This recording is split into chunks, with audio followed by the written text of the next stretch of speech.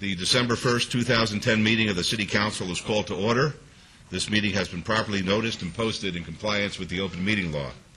These proceedings are being presented live on KCLV Cable Channel 2 and are closed captioned for our hearing impaired viewers. The council meeting, as well as all other KCLV programming, can be viewed on the city's website at www.kclv.tv. The proceedings will be rebroadcast on KCLV Channel 2 and the web the Wednesday of the meeting at 8 p.m. and also on Friday at 4 a.m., Saturday at 7 p.m., Sunday at 7 a.m., and the following Monday at 1 p.m.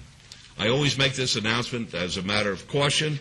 No reason to believe it would ever take place, but this building is protected by a state-of-the-art fire detection and suppression sprinkler system, and should alarms activate, please leave through the exits. When it's safe to return, the marshals will tell you that. As I said, it's just a cautionary admonition, and no reason to believe that it'll ever be put into play. Before we proceed with the agenda, would everyone please rise for the invocation given this morning by Chaplain Steve Sanson, Veterans and Politics International, and please remain standing for the pledge. Thank you, Lord, for the men and women of our armed forces. Protect them as they protect us.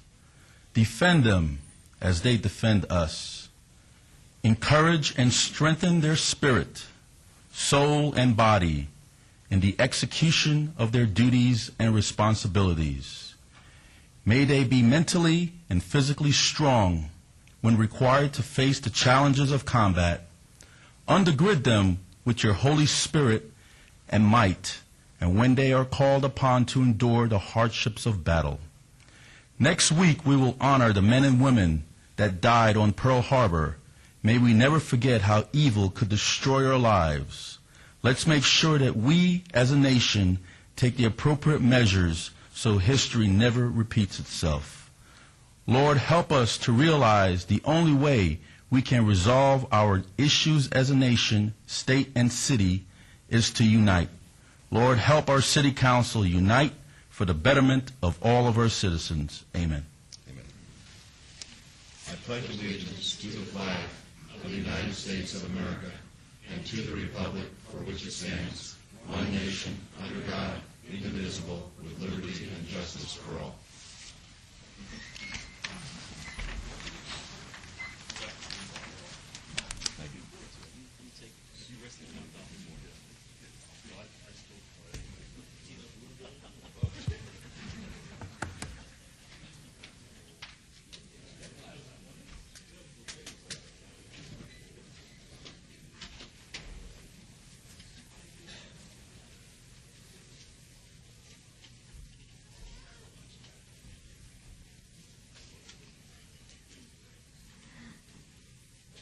Good morning once again, ladies and gentlemen. This is the ceremonial portion of our agenda, and the first item is going to be a presentation by the Mayor Pro Tem, who's going to honor the December Citizen of the Month. Mayor Pro Tem. Thank you, Honor. Good morning, everyone. Good morning. It's always a thrill to be able to recognize somebody that we, the City Council, feel like has done an exemplary job out in our communities.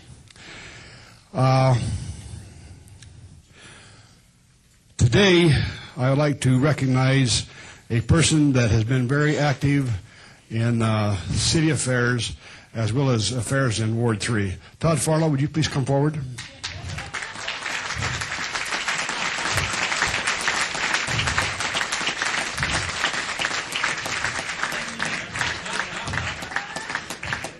Todd is our Citizen of the Month representing Ward 3.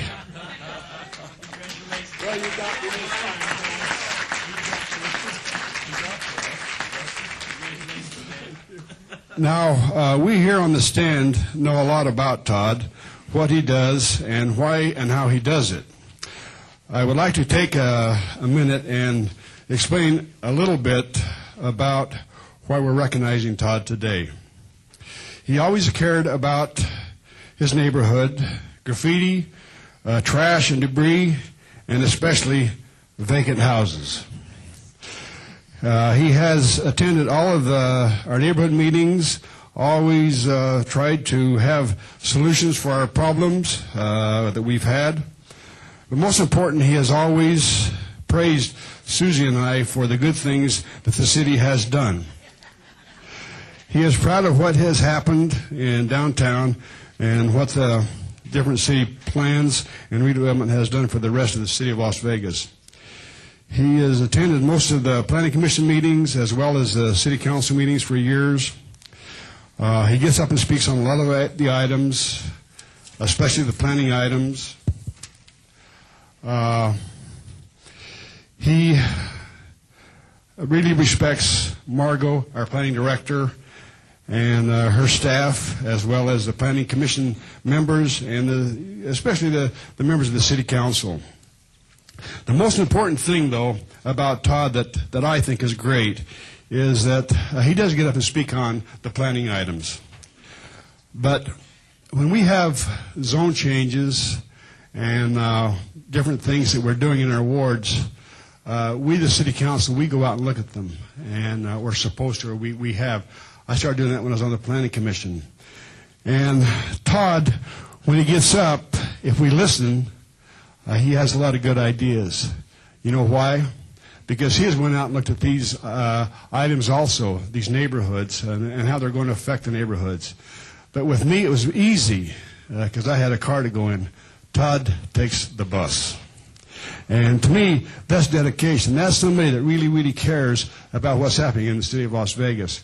And a lot of times when he gets up and talks to us, he has things that he would like to see done in the neighborhoods in order for them to be in harmony with the neighbors and what he feels like would be best with the neighborhood.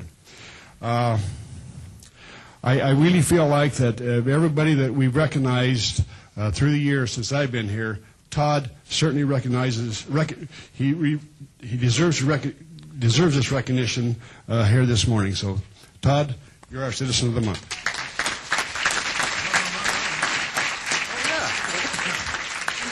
No, you know, everybody, I just want you to notice that Todd is pretending he's surprised. He has his notes here to accept the prize. No, I'm just kidding. No, I'm just kidding. I'm just kidding.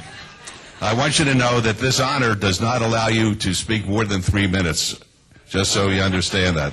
The timer will always be on.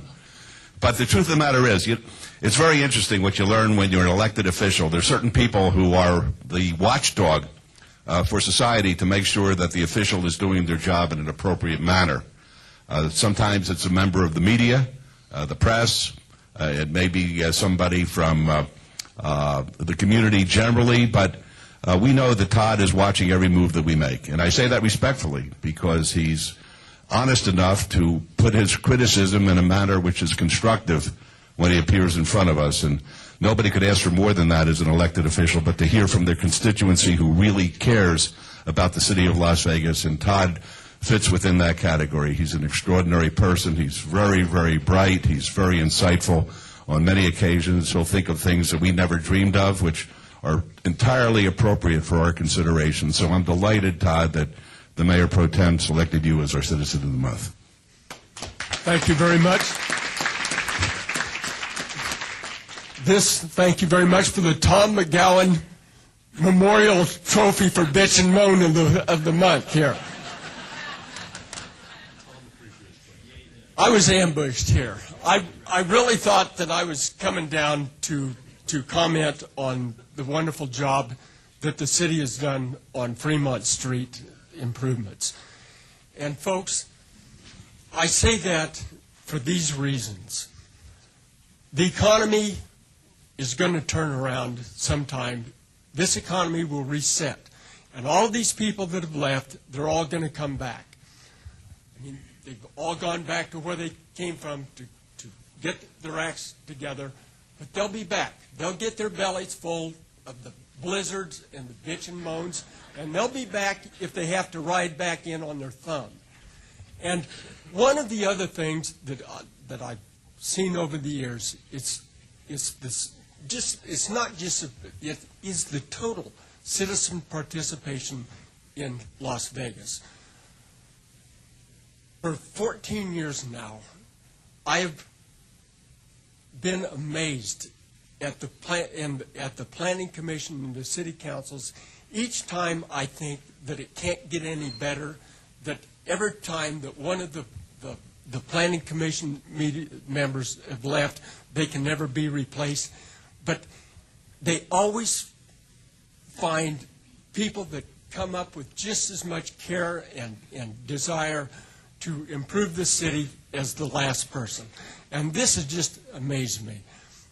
The other thing, and this is one thing, I've got my 3 minutes here, and he's got the timer on, but I've been all over the world. And Las Vegas is unique in this. This is one of the 4 cities in the world where people of all ethnic backgrounds, religion, everything can come together and live without killing each other. And that is really something. If even my neighborhood has every people of every race and religion. I mean, from the fundamentalists to the people that prayed with Pan himself, and they all get along. And even the pets. I mean, you got the dogs, cats, rats, weasels, rabbits, pigs, and parrots. They all get along, and that is absolutely amazing. Okay, but they'll be better. Again, I thank you for this. I was ambushed, folks. Thank you very much. Todd. That's going to be out here on 4th Street for the next month. So people going out 4th Street will be able to see that you're the citizen of the month. Well, that's not yours. Do you want to take a picture with it? He wants a picture taken, somebody. There you go. There you go, Todd. Okay. Thanks a lot. Thanks, Todd. That's great. Okay, for our next item, Councilman Barlow is going to recognize a local arts program that helped beautify the city. Councilman. Thank you, Mayor. I was just being observant. I noticed everyone is wearing a red tie but you, Mayor. You can't help yourself? Okay. Ladies and gentlemen, today I'm here to recognize the ZAP project and artists. ZAP is a public art project that utilizes utility boxes in the community as canvas for art. This concept to bring art into the community has nearly eliminated graffiti and vandalism to these utility boxes, which in the past has led to blight when not maintained. The ZAP artists who participated in the historic West Las Vegas have impressed the West Las Vegas community in such an overwhelming way that I believe this has been the most successful ZAP project thus far. The utility boxes allow the artists to express what historic West Las Vegas means to them and the community, and because of their talent, my office hasn't stopped receiving praises for all the art throughout the ward. With funding from the American Recovery Reinvestment Act of 2009 through the National Endowment for the Artists and the Nevada Arts Council, I was able to bring this exciting project to West Las Vegas. I would like to go to the overhead, if we haven't already, and you have an opportunity to see all of the wonderful art boxes that we have. Thank you. Today, the City of Las Vegas Arts Commission, if they're here, if you will please stand, representatives from the Art Commission, or the Las Vegas Urban League, if you'll please stand, remain standing. The Las Vegas Valley Water District, the Las Vegas Ward 5 Chamber of Commerce, Left of Center Gallery, the West Las Vegas Advisory Board, and I see Marsha here. Marsha, stand up for the West Las Vegas Arts Center. Oh, you're filming? Okay. Carol Santiago, Gregory Alred, Harry Williams, Jeff Fulmer, if you're here, please stand. Joseph House, Patrick Gaffey, Kelly Benavidez, Lois Mack, Mara K. Parrott, Michael Ogilvie, Vicki Richardson, Catherine Duncan, Lisa Stemanis, and of course Marsha is filming.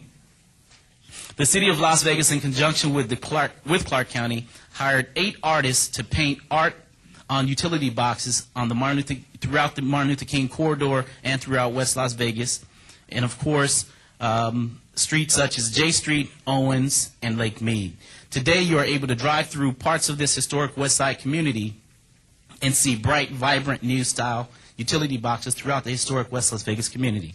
Today, I would like to bring forward Noel Garcia, Adolfo Gonzalez, Kyla Hansen, James Hoff, I believe if he's not here, I would still like to recognize him, Darren Johnson, K.D. Matheson, Mario Smith, and Joseph Watson as our artists who painted these wonderful boxes to be recognized today.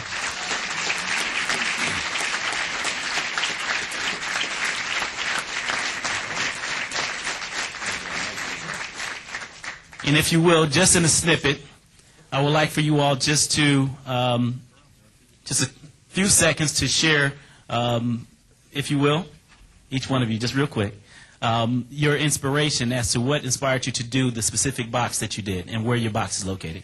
Starting with yourself. Please introduce yourself. Hello, I'm Darren Johnson. I painted faces of local leaders, Nevadans, leaders from the community on the west side. My boxes are on Lake Mead and J Street, and it's also the educational corridor, so it's surrounded by the schools and the library, so I put a lot of educational sort of learning charts on the sides of the boxes. And I had a really great time there. The community was really accepting, and anytime I needed a compliment, I knew I could just go out and stand by the box and somebody yell something at me. So I really appreciated it.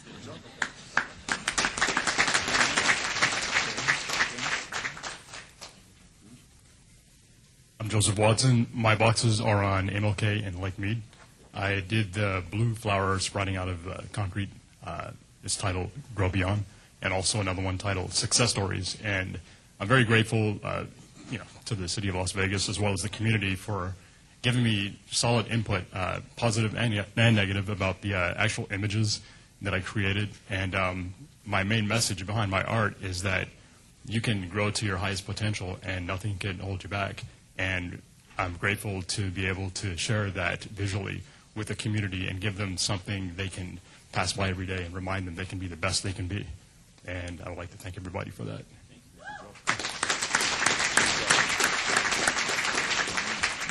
Good morning. My name is Mario Smith. My boxes are located on MLK and Vegas, and Martin Luther King in Washington. And I'd like to thank family and friends for coming out and supporting me. My inspiration behind one of the boxes is Miss Marsha Robinson, sitting in the crowd. The performing arts has so much performance and lift in the community, and I only thought it would be right that I dedicate that box to her, which is inspired by the drum and the dance floor and an African woman. And I was really impressed by the project. I enjoyed it very much, and I hope that we could do it more and allow more artists to come out. And I hope people talk about it and support it so that we can allow the ZAP project to grow. And I thank Mr. Gaffey and his wonderful staff for putting such a beautiful project together, and I congratulate the fellow artists for this project. Okay, I have a problem, but I want to be brief. Okay, if I can. My eyepieces were entitled a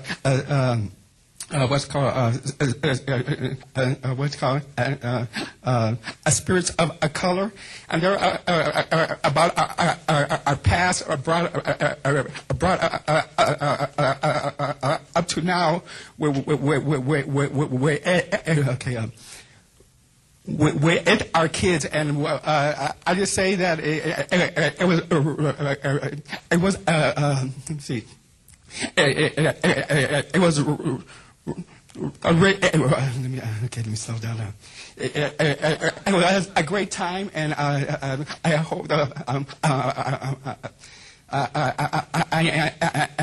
grateful for the opportunity. Thank you. Thank you, Adolfo. He said that his boxes were inspired through the Spirit. And for that, for your spirit and all of your wonderful artwork, Adolfo, around the valley, Adolfo has done some amazing art pieces. And I believe one of the pieces is at the Metro Memorial Park, right? A beautiful eagle. And so, Adolfo, you are a wonderful artist, just as your colleagues that stand here before you. So thank you so very much, man, for being here. And thank each and every one of you all for the great work that you have done, not only in the historical West Las Vegas Ward 5 community, but throughout Las Vegas and the worldwide. So thank you so very much for this opportunity to share your art with the community. Thank you.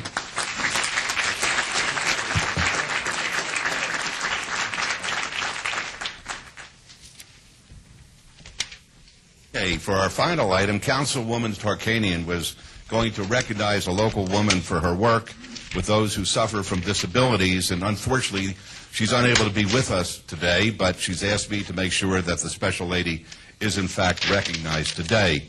Recently, the City Council recognized Disability Awareness Month, and one of the local people that the councilwoman wanted to thank was Melissa Abundo. Melissa, would you please join us up here?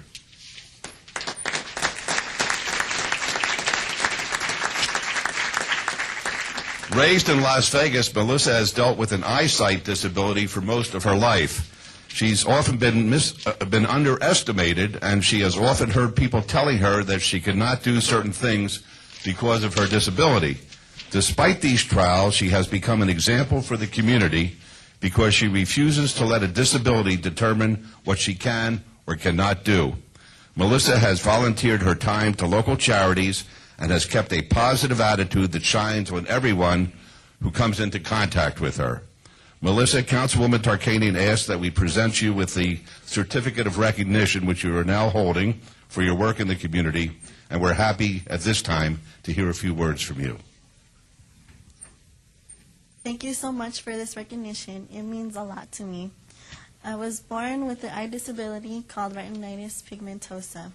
Throughout my life, I've been in many activities and volunteered in different places. The latest one I volunteered at is called Nevada PEP, where I learned self-advocacy for families that have disabled children. Thank you. That's great. Congratulations.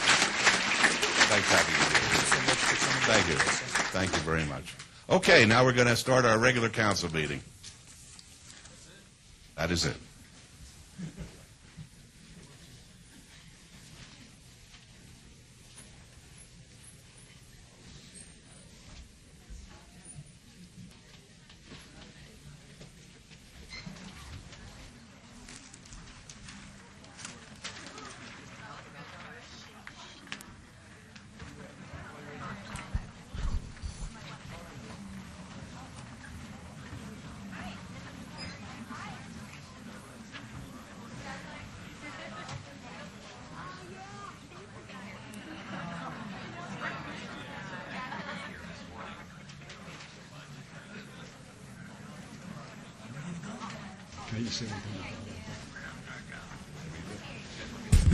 Todd, was you really surprised, buddy?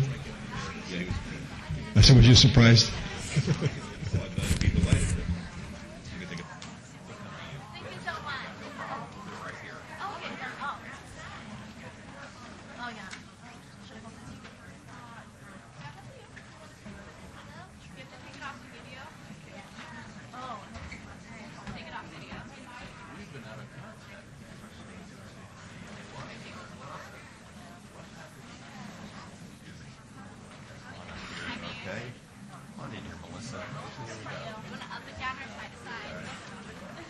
Why don't you step back just a little bit, give him some, yeah, perfect, that's good, perfect, okay, that's good. It's right here, right here.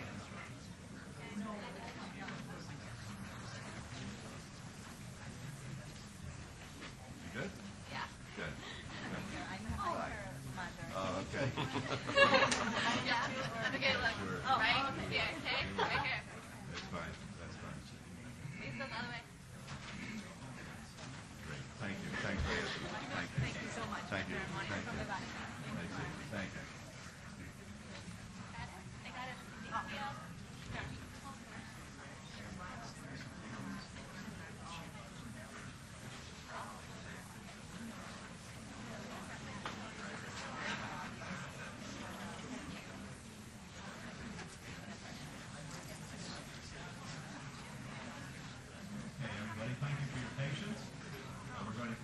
Number 8, Any items from the morning session that the council, staff, and/or the applicant wish to be stricken or held in abeyance to a future meeting may be brought forward and acted upon at this time.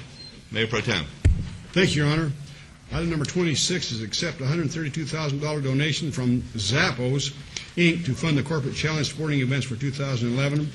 Staff has told that in advance to the December the 15th, 2010 meeting. Item 28 is ratification of Candace Falder as Director of Finance and Business Service. Staff asked to strike. Item 31 is complaint seeking disciplinary action against Rand Oriental Therapies, LLC, doing business at Shangri-La Health Clinic, 430 East Air Avenue. Staff asked to strike. And item number 36 is Bill 2010-47. Staff asked that to be held in advance until our December the 15th, 2010 meeting. Council members, are there any other items at this time? Hearing none, Your Honor, make a motion we bring these four items forward and take the appropriate action, please. All right, thank you very much. Let's vote on that, please. Your Honor, before you vote, I just want to make a record on a couple of things. Item number 31 is being stricken because the applicant, or the person who was subject to discipline, came in yesterday and surrendered their business license, so that's moot. And on the bill that's being continued, I understand there's a request to send it back to the recommending committee, and so I just wanted that to be part of the record that we'll go back to recommending before it comes back to the council. All right, thank you. Let's vote, please. Post. Motion carries. And Ms. Bridges, may the record reflect that Councilwoman Tarkanian is excused. Item number 9, approval of the final minutes by reference of the regular City Council meeting of November 3, 2010. Yes, Your Honor, no additions or deletions. Make a motion to approve the minutes, please. Thank you. Let's vote on that, please. Post. Motion carries. Thank you. Items 10 through 27, with the exception of 26, are on the consent agenda. They're considered to be routine.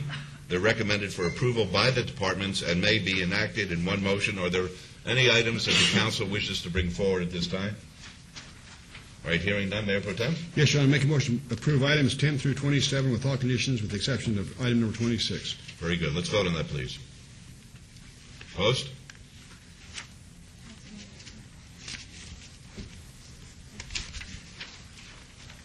Motion carries. Thank you. We'll go on to item number 29, discussion and possible action regarding a disposition and development agreement for the sale and leaseback of land and improvements at 400 Stewart Avenue and 221 North Las Vegas Boulevard, totaling approximately 7.75 acres, and a purchase option for vacant parcels northeast of Las Vegas Boulevard and Stewart Avenue, totaling approximately 6.88 acres. This is in Ward 5. Mr. Arendt. Thank you, Mayor. For the record, Bill Arntz, Director, Office of Business Development. In introducing this item, I think it's really important to hear from the company who is interested in coming to downtown Las Vegas. So I'd like to lead off, with your permission, with a video created by the company Zappos.com. Very good. Let's play the video.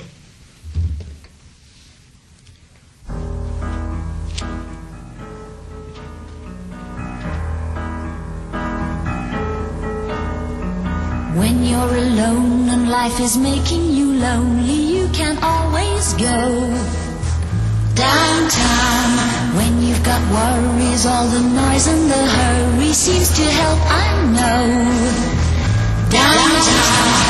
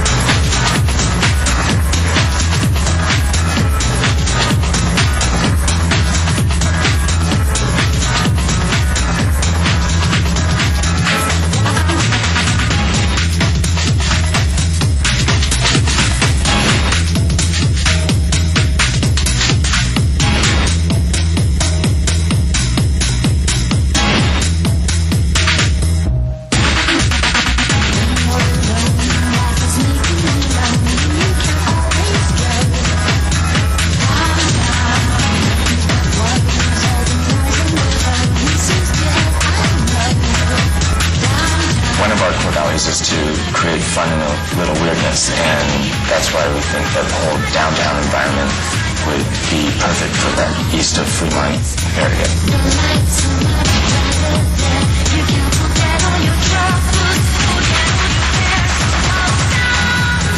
It's interesting because one of my favorite other towns to visit is Austin, where they have 4th Street and 6th Street, and some of the people that I've taken to the East Fremont area of downtown, they comment how it feels like it's right at the early days of what Austin was back when it was a lot smaller. And so we're excited about basically being at the beginning of transforming the downtown area to become the next 4th and 6th Streets of Austin.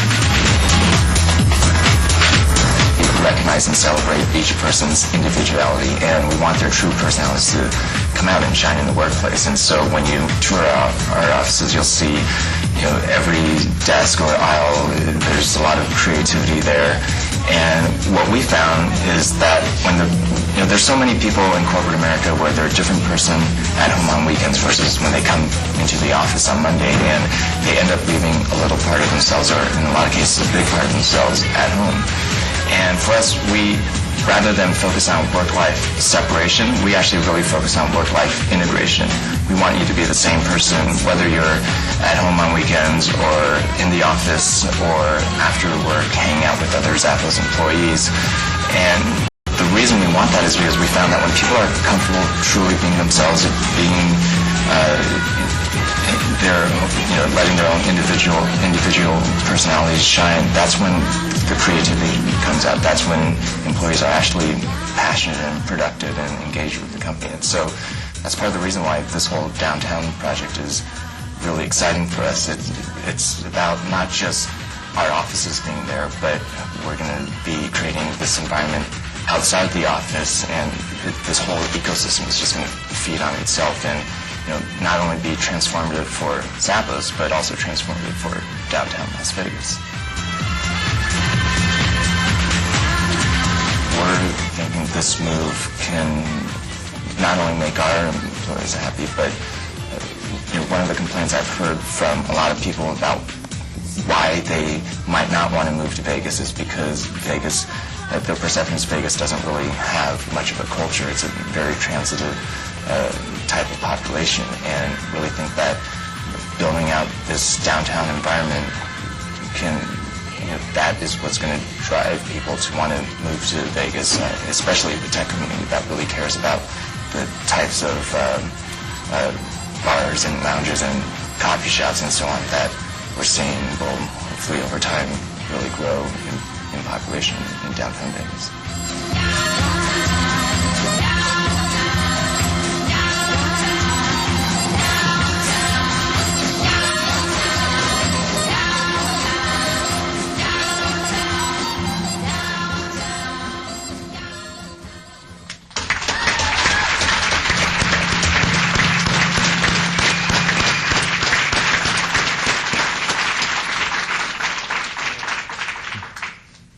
Tough act to follow. For the record, I need to make a change. The video was actually created by Resort Gaming Group for the company. I also need to make read a few changes into the record. There are a few changes in the agreement which have been delivered to the city clerk and to the mayor and the council.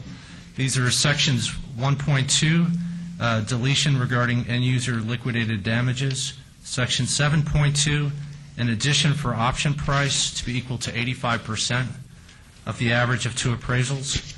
Section 10.1, some revised language regarding the municipal code. Section 10.2, some deletions regarding liquidated damages disclosure provision, and revisions in Section 13D of the Deed of Trust.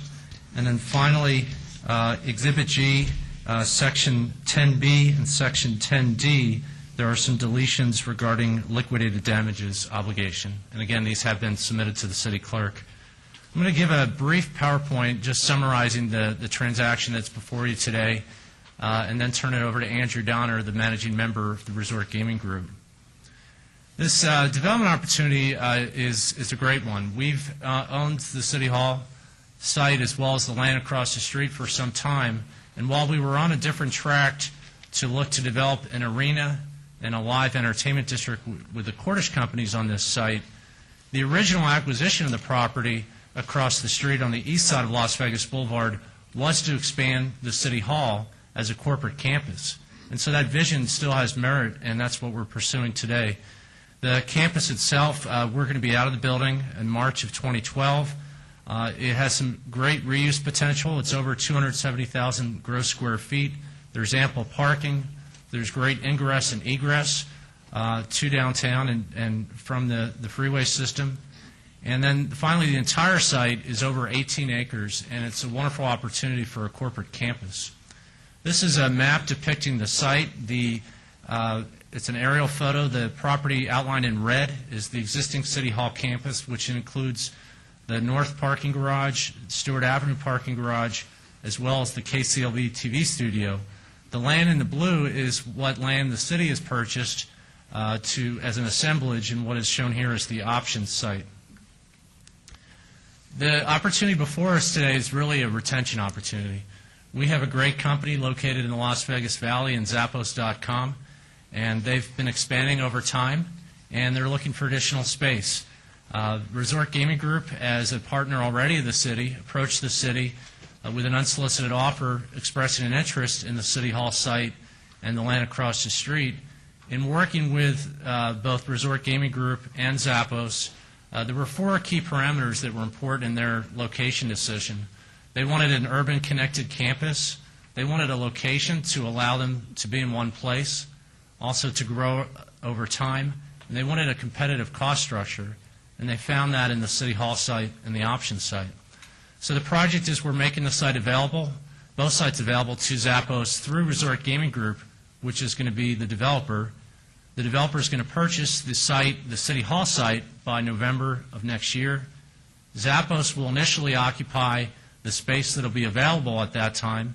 As you're aware, Metro is relocating into a new headquarters on Martin Luther King Boulevard, and we are also vacating part of the City Hall prior to our final move out for the building on North Rancho for our customer service center. And so we'll have 100,000 square feet of space available at that time, and the developer will make that space available to Zappos as a tenant. Following the final move out by the city, Zappos will lease the entire City Hall space for its corporate campus, and then the developer intends to work with Zappos to develop the land called the option site on the east side of Las Vegas Boulevard to assist with their expansion. Disposition terms, it's actually a pretty simple transaction. We've negotiated a sale price of $25 million. The purchase price, a portion of it is being paid down at closing. The balance, $22 million, is being paid over time through a promissory note. In other words, seller financing.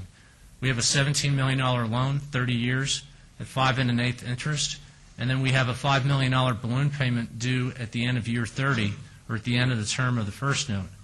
And then we're subordinating to a senior loan. And the reason for this is the City Hall is an old building, and while it's in good condition, there's some improvements needed for the building to ready the building for Zappos to move in. The developer is going to be responsible for all that, and that's consistent with what we've done as a city, where we've engaged the private development community to handle commercial construction for our businesses downtown. Key development terms, the developer is going to approve some due diligence items. We're in the process of doing a general plan amendment and rezoning for the site. We have a resolution that we have to find that the sale terms for both sites meet the requirements of AB 312, also known as Nevada Revised Statutes 268, where we'll be selling the site for economic development purposes. The site plan for the option site, the expansion, will have to be approved as well. Some of the other key development terms, and really the strength of this deal, is the long-term commitment from the company. Zappos is having a lease that is going to be guaranteed by Amazon.com, and at a minimum they're going to guarantee 10 years for a lease, and that lease is in the final stages of being developed. We're also getting a lockbox commitment, which is a fancy way of saying that the city as a lender, in addition to the lender making the improvements, will have some guaranteed pass-through of the rental income from Zappos as tenant into the lenders. And so that provides us with some additional security and allows us to structure the financing the way we have. Finally, as I mentioned earlier, the escrow has to close by November. So after escrow close, we're actually going to be a tenant. We're going to be leasing the building for $1 a year. We're going to pay a small management fee to the landlord. We're going to upkeep the building ourselves, so the same city staff that does such a fine job of maintaining the facility today will maintain the building through our final move-out. If there's an issue with our final move-out, there's a kind of a fail-safe remedy to make sure that we can ready the building for Zappos to finally move in. And the reason for the appropriation for the item today is we had to appropriate some funds in that workout scenario only if the city doesn't vacate the building completely by April 1st, 2012. We're actually ahead of that schedule with the new building being developed by Forest City for the new City Hall campus. But in the event that we did not leave, we appropriated $12 million from the Capital Project Fund, and then we have the $3 million in sale proceeds. And again, that's only a workout scenario, and it's really a contingent funding that will only stay in place through April. The option site is fairly simple. We've agreed to a value set at 85% of the average of 2 appraisals. There is a quarterly escalator of 1.5%, so it gives an incentive for the developer to purchase the property earlier. They can purchase the property in phases, but it has to be at most 2 phases, and the first phase has to be at least half of the site.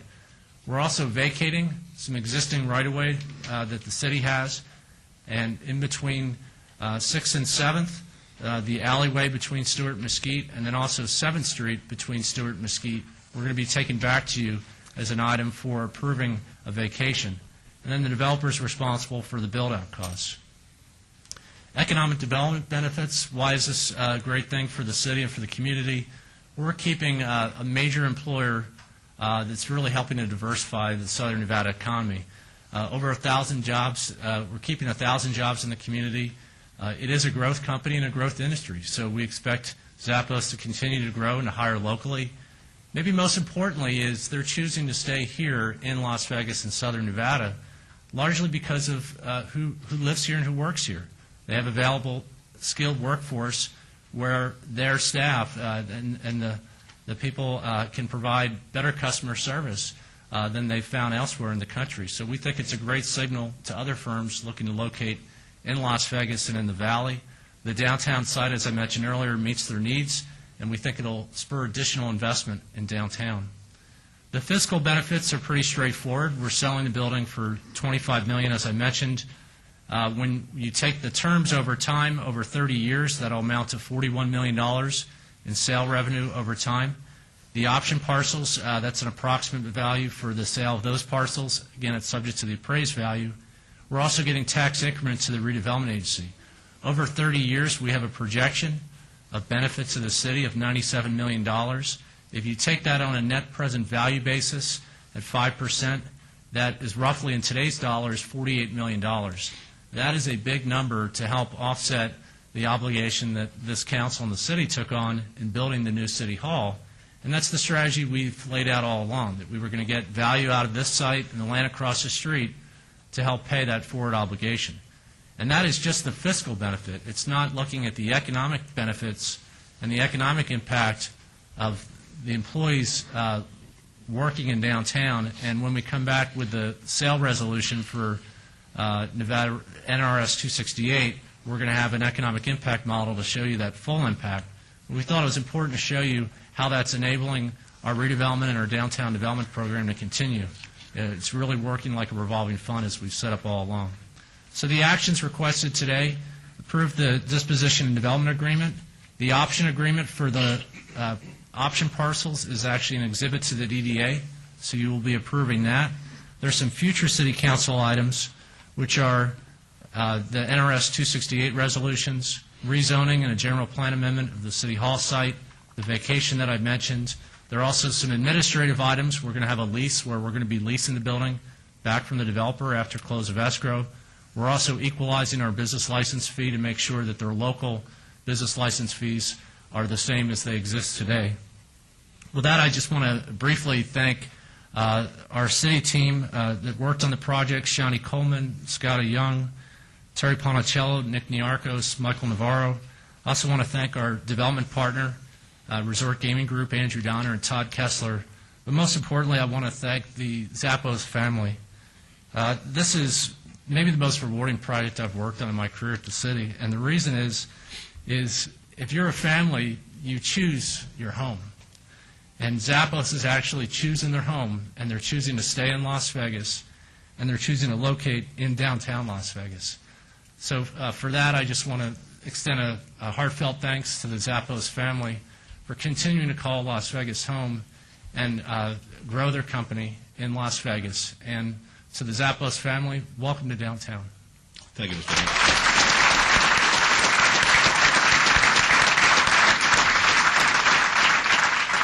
Thank you very much. Mr. Donner, would you like to be heard? I would, Your Mayor. Mayor, members of the council, friends and guests. You know, I was raised family first, so I want to take the quick opportunity. My father-in-law's here today, and say happy birthday to Ron Mack. So happy birthday. Happy birthday, Ron. My name's Andrew Donner, founder and CEO of Resort Gaming Group. You know, there are times in life where words don't necessarily appropriately articulate a moment. And this may be one of them. And it's at those times where you need to just sit back, shut your eyes, and really smell how sweet this opportunity is. Look around you. You don't just have a company, you have one of the leading companies. You've got a community that has expressed excitement that I have never seen in a decade of being down here. And I am honored to be here today and to be part of this historic announcement. From my perspective, I think it's truly a tipping point in downtown Las Vegas for the revitalization. 1993, I'd never been to Las Vegas before. I drove into town in 1993, the night Mr. Wynn blew up the dunes. And I drove into town with still a best friend and a partner, Todd Kessler. Well, basically he imploded it. He didn't blow it up. Well, you know. But I got my In-N-Out burger and I said, what is this city all about? To think that I would be standing here later in life in this room and announcing the intent to buy this facility as well as additional acreage is somewhat surreal. We do plan to commence construction as soon as the new City Hall is built and the workers have transitioned to your new City Hall. Sometime in 2002, we plan to have the first phase of Zappos headquarters completed. Initially, the campus will be home to approximately 750 workers, but it will eventually become a workplace for up to who knows how many workers over the next decade. When I first met Tony Shea and Fred Mosler, we walked the streets of downtown. And I can remember standing on the corner of Stewart and 6th with Tony and him looking at me and saying, can we build a ski slope right here? And I think it was Einstein who actually said that imagination is more important than knowledge. But it was at that point that I realized that not only did we have something, but we had someone very special. For the record, and I know that Chris Nielsen, who's in the room today, will appreciate, and for the public, there is not an intent today to build a ski slope. It's just an idea. But the campus will spawn new surrounding restaurants, eateries, bars and boutiques, stores, galleries, and businesses, and yes, a few built-in surprises to meet the entertainment and lifestyle needs of the Zappos family. It's both humbling, it's gratifying to play just a small part in the transaction with world e-commerce leaders. I think it speaks volumes about their commitment to downtown, to the revitalization, the support to this community, and the support to the state of Nevada. I'm not sure that their embrace would have been as warm as it has been if it wasn't for a few of the first kind of early pioneers. I think it's very important to mention people like Michael Cornwaite and his wife, what they've done for the Emergency Arts District, for East Fremont. Michelle Dell of Hogs and Heifers, who came down here when no one else was here. Paul Hennessy of the Hennessy Tavern. These folks are really the true heroes, the ground-level downtown ambassadors who have given their financial and emotional investments to an area that created a vibe that captured the attention of Zappos. They've not only given their time and their money, but they've given their soul. Last night, I had the pleasure of speaking to the Zappos family about the transaction. And it was interesting, as I was standing there, I realized that when we came down here almost a decade ago, so many of the things that are today happening were not here. We didn't have the East Fremont Street with its momentum that is today. We didn't have First Friday in the Art Districts going as much as it's going today. We certainly didn't have a Smith Center and a Performing Arts, the Larry Ruvo Cleveland Clinic, Symphony Park, and the Mott Museum. I think it shows what the previous councils, this council, and specifically you, Mayor, what you've been able to accomplish. I'd like to personally thank and recognize some people that have played a part. First and foremost, Mayor, you're the original visionary. You know, your enthusiasm for downtown is simply unparalleled. I share your passion and I share your commitment. Although your term is coming to an end, I can assure you our term is just getting started. Members of the City Council, your continued commitment to the ongoing evolution of downtown, your can-do attitudes have fueled the forward trajectory of this transaction. And Councilman Barlow, specifically for taking the time to really understand the company and the vision and what it means to this area. To the entire Office of Business Development, and specifically Scott Adams and Bill, the nights, the weekends, the long sessions, I have a new appreciation for you with who you are and how you work. To the city manager, Betsy Fretwell. I mean, she's unbelievable, really. Manages one of the most exciting cities in this planet. I think we all owe her a big thank you for everything that she does. Although it pains me, Mayor, because as you know in your previous profession you were a lawyer, I have to thank the legal teams.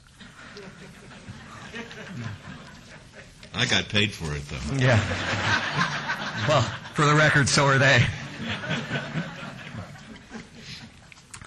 Nick Niarchos, Terry, Wendy Fields, Rory, my team at Lionel Sawyer, Tobler and Truman, Rich Tobler, and, of course, my partner and in-house counsel and my friend, Todd Kessler.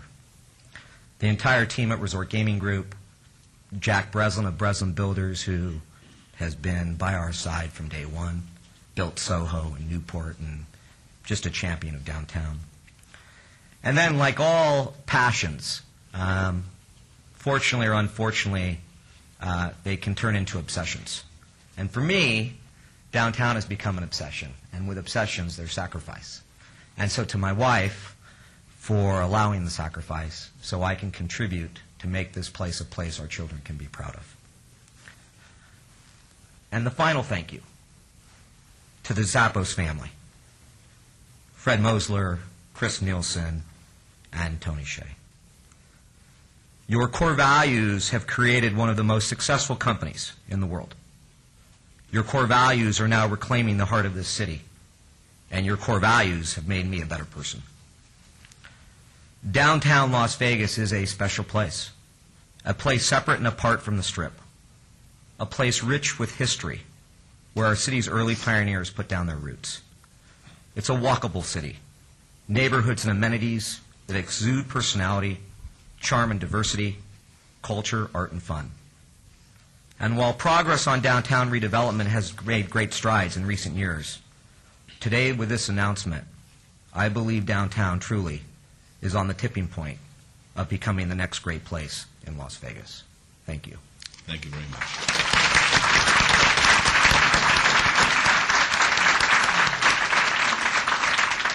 Mr. Arndt, would Mr. Shea like to say a few words?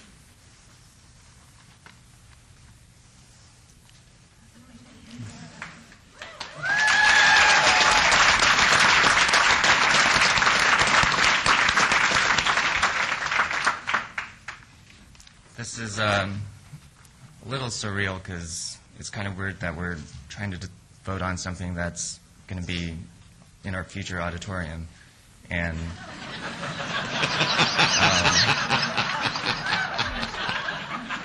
and Mayor, I think you're sitting in my future seat.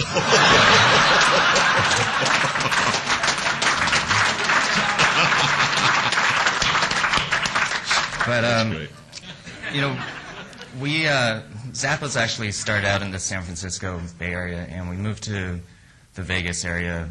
I guess it's been 7 years now. And at the time, we had about 70 employees that moved with us. And actually, I think there was an inaccuracy earlier. They said that it was going to be 750 employees initially. We're actually at over 1,000 employees right now. And now that we're part of Amazon and part of a public company, we're not allowed to give future projections. But what I can tell you is we've grown from 70 employees to over 1,000 employees here in the Vegas area. And I guess the other statistic I'm allowed to talk about is we first hit $1 billion in gross merchandise sales in 2008. And despite the down economy of the past 24 months, we've continued to grow. Our Q1 net sales this year were actually up almost 50% year over year. So we're very excited about our future. And super excited about this whole downtown project. For Zappos, our #1 priority is our company culture. And we not only want to keep bringing our culture up to the next level, but help build the culture of Las Vegas, and would love to be in this building. So, thank you. Thank you very much.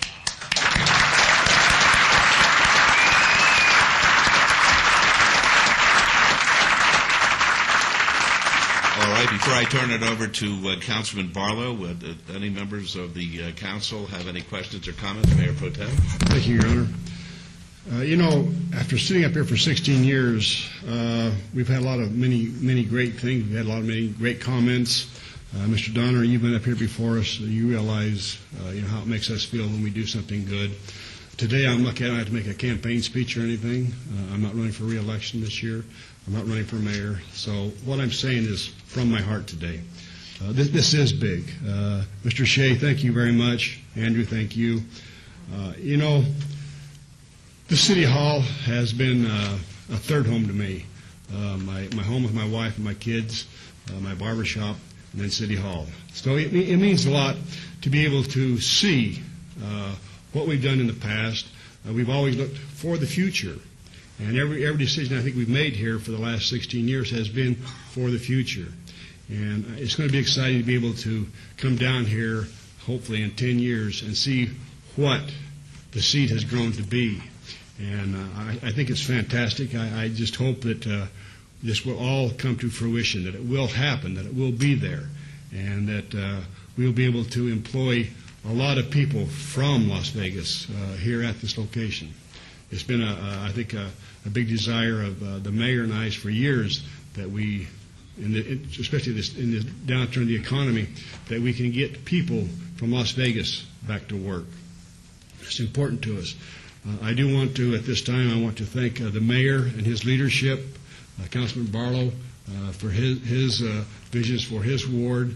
And I want to thank Bessie Fretwell and Bill Arndt and Mr. Scott Adams for what they do.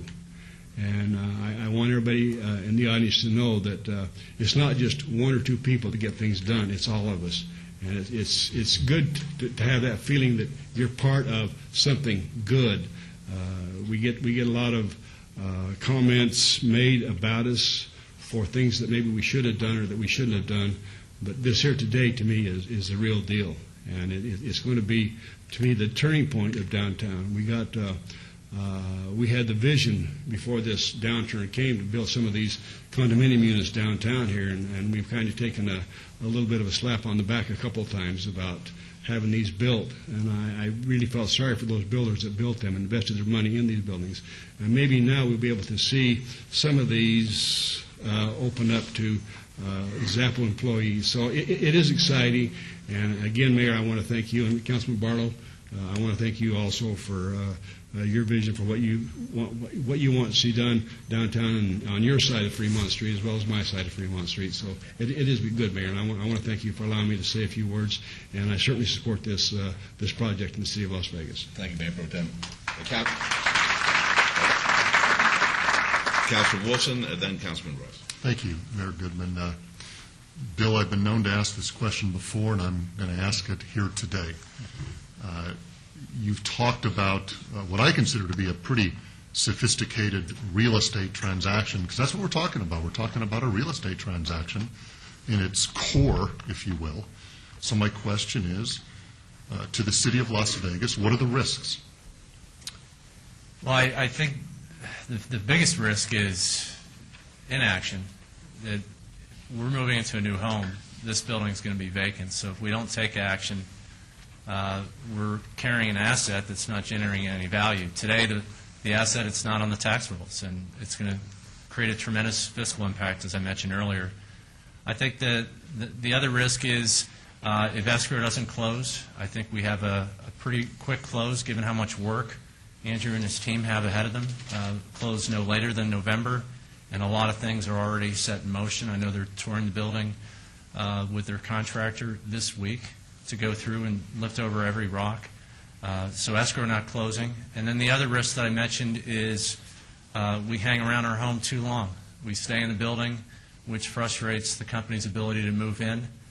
It's so important for all the reasons we stated today that we don't see that happening. But because of that risk, we had to make the appropriation and a significant commitment from the city to give the developer and the company a comfort level that we're going to honor our word and move out quickly to enable them to move in and continue to grow their campus. I think the other risk is how long is the company going to be here? The fact that the company is choosing to stay here after growing here and being successful speaks volumes, but then together with a guarantee from the parent company for guaranteeing the lease, we really think we've mitigated the risk. Having that type of commitment from a company of this stature is almost unheard of, and I just thank Andrew and his team and the Zappos family for helping us through that commitment and making sure that the city covered its risk to make sure, on the positive side, that the transaction happens and it happens quickly. Just a couple of comments. I think our governor-elect, Brian Sandoval, said just the other day that, in his opinion, the most important thing to the state was economy and jobs. And I think that applies to our responsibilities as visionaries of this city. What's important to the city of Las Vegas? Economy and jobs. And I think that that is what this project does for southern Nevada, and in particular the downtown area. I'm very proud that the city is acting somewhat as a private business person. We need to think smart, and we need to be forward-thinking, and I think that's what we're doing in making this decision. One of the things I think that is most exciting is that this is creating the live, work, play environment. The synergy that you, Mr. Shea, and your folks are going to bring to this downtown area is going to be remarkable, because there are going to be thousands of people eventually, I mean, pretty immediate, and then over time as well, to our downtown area. And these folks need to eat and be entertained and live. And that's what you call, and work, too, Mr. Shea, obviously. And drink, Councilman. And believe me, I was not going to allow that to go unanswered. I think he just seconded your motion. But the point is, we're going to have many, many people to our downtown area. And a lot of young people, I understand, work for Zappos. And that's phenomenal. And that's what we want and are trying to create in this downtown urban core, an urban environment. And that's what we're doing here. I could thank the same people that have already been thanked. You know who you are. I see Terry Ponticello out there. Your husband told me that you've been coming home late at night because you've been working so hard. So all of the attorneys, both on the private side and our city attorneys and our entire staff. And then finally, once again, Mr. Shea, for having the same vision that we do up here for creating a great downtown environment. Thank you so much. Thank you. Dr. Ross? Thank you, Mayor. Mr. Arndt, I know you'll do this, but I'm going to ask you publicly to do this. Of course, you'll make your presentation available to the press so they understand the dynamics of the transaction. Councilman Wolfson talked about it. It's a very detailed transaction, and also make that available to anybody else in the public who would like to understand how this whole thing's going to happen. Betsy, if you can follow up with Mr. Arndt on it to make that happen. And Andrew, I have to say this. You mentioned the LaRouveau Brain Institute, the Cleveland Clinic, the World Market. You didn't mention the Outlet Mall. Certainly the Smith Performing Arts, the Law Enforcement Crime Museum, if you will, Mob Museum, East Fremont, and mayor and council members. This has been our vision, and this is what's happening in downtown. This is the game changer. This is the major game changer that's going to change the dynamic of downtown tremendously. Obviously, a corporation as large as Zappos, world known, has decided to move here. And that's significant to us because the values of downtown properties have just changed. In just a conversation today at this meeting, the values of downtown have changed. I think everybody recognizes that.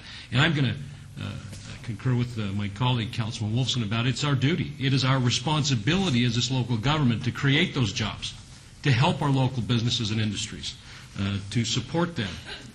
Mr. Shea, Mr. Donner, you're already down here. Mr. Shea, and to your Zappos family and team, thank you for being part of the new downtown Las Vegas, the new Las Vegas economy. I can't tell you how excited I am for this.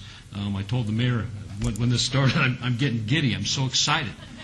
I'm serious. This is the game changer. Mr. Donner, as you sat in my office a few weeks ago and we had a nice little conversation about this, I said to you, we're going to see this city change in our lifetimes for the benefit of the people who live here. And that's what's really exciting. We're going to do this. You're going to do this. Mr. Shea, thank you for being here. You're going to do this too. Thank you for letting us be a part of it. Thank you. Thank you. Councilman Anthony. Thank you, Mayor. Just want to make a couple of comments. This is actually a transaction where we really need each other on this one. Zappos needs us because this is the perfect place for them to move. I mean, it fits their culture perfectly. The downtown fits their culture perfectly, and they have lots of room to expand. So they need us to approve this, but just as much we need them because we're going to have a major company headquarters in downtown Las Vegas. I mean, that's really huge. You look at most big cities, they have major headquarter corporations there. So this is going to be big for us. It's also, like it's already been mentioned, this is going to be a game changer for downtown. It's really going to impact what happens downtown, the growth downtown, the excitement downtown. But just as important, and this will be kind of a question for you, Bill, the funds that come from this transaction are going to help us offset the cost of the new City Hall. And the promises that were made at the beginning was that we were not going to use general funds to pay for the new City Hall, and this is going to significantly impact that. So what I want to be clear on, it was in one of your slides, the funds that we get from this transaction are going to go into an account that will be used specifically for the new City Hall payments. Is that correct? That's correct. It'll be two funding sources, the sale proceeds and then the tax increments to the redevelopment agency, and that's what we told you when we approved the City Hall, and that's what we're going to do. Very good. Thank you. Thank you. All right, Councilman Barlow, before I turn it over to you, I have a brief comment with your permission. Thank you. This has been characterized as a real estate transaction, one which would encompass a transaction about bricks and mortar. I think that's a byproduct of what's taking place today. Today is a transaction which is going to affect forever the social fabric of our community. The way we think about ourselves and our inner core will be different from this moment forward. There are certain watershed moments that a city may celebrate and consider when evaluating a historical perspective, and this is one of them. As Andrew Donner said, perhaps the LaRouveau Brain Institute is another where we're going to be recognized as having a great medical future with the staffing by the Cleveland Clinic and our own Southern Nevada community. The Smith Center of Performing Arts, a game changer, being able to bring culture, ballet, opera, the dance, shows, plays, everything that the visual and performing arts would encompass, a game changer. But today's event is going to shape and mold the future destiny of Las Vegas. We are, as Mr. Orange says, in a position now to crow and to brag to the rest of the world that a major business has made a considered judgment to pick our downtown as the place for its future growth. We'll be able to sell that around the world to industry, to businesses, to folks who are looking to relocate, and even those who are not looking to relocate, to be able to attract them to Las Vegas. We have been validated today as a result of this proposal. We've been legitimated today as a result of this proposal. We've gone, as they say in professional sports, to a whole new level. We're major league. And that is all that a council such as this ever dreamed of, ever desired, to be able to say that we participated just a little bit to create a major league city in southern Nevada. Our staff has already been thanked. You folks really can't appreciate it unless you've been involved in the process of trying to close this transaction. Sleepless nights, Ms. Fretwell. Sleepless nights, our legal staff, Mr. Adams, many of them over the holidays, working through a 3-day weekend, nonstop, at home, down here, in order to close this deal. Mr. Donner, calling upon your resources, Mr. Shea's resources, at the spur of the moment, in order to make decisions which would affect the future success of what's happening here today. I want to thank everybody for their support. I want to thank the council for their support. They've bent over backwards to try to foster what we're attempting to accomplish by virtue of this. And the gentleman who was going to make the motion has been at the fore of much of what we've referred to as our successes in the downtown. He's been there for the Cleveland Clinic. He's been there for the Rubo Brain Institute. He's been there for the Performing Arts. He's been there with the Charlie Palmer Hotel, which is now going to be accelerated, and their presence will be down close to Symphony Park and the beautiful park that we're going to have within that concept. And I want to thank, in particular, my colleague and my friend, Councilman Barlow, and turn the motion over to him.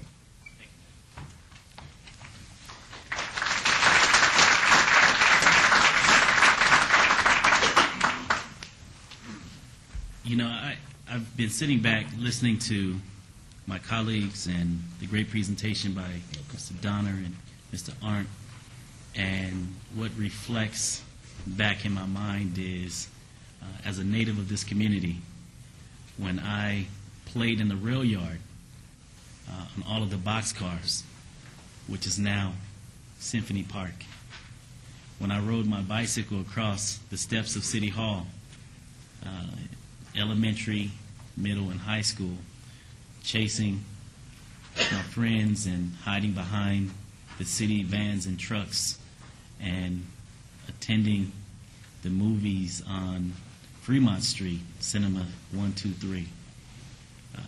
Having played in this community that the city currently owns, the 12 acres east of Las Vegas Boulevard, it's beyond surreal for me to now see myself in a position to make this same community that I played in as a young boy just as exciting of a community for future generations to come.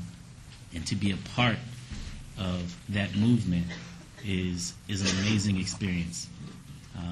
Never in a million years did I ever think that I would have an opportunity to play at such a level, to be a part of such a great think tank as the mayor and council members that I call friend and colleague, and all of the great staff members that I have an opportunity to work with throughout the city of Las Vegas, and all of the business community and residents that I have an opportunity to work with throughout the day as well as the night. This is really cool. This is cool.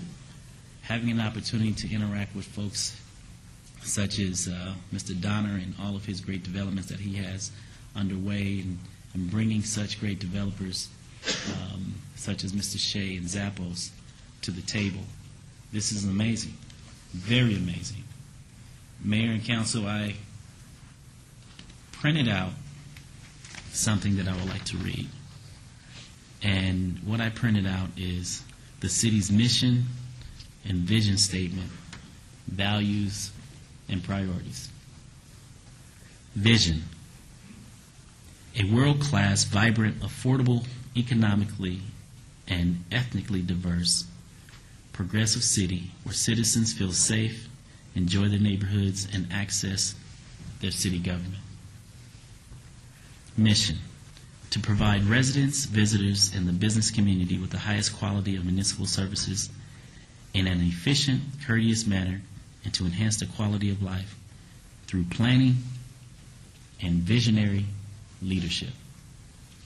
Each one of you in your dialogue today mentioned something very special: vision and leadership.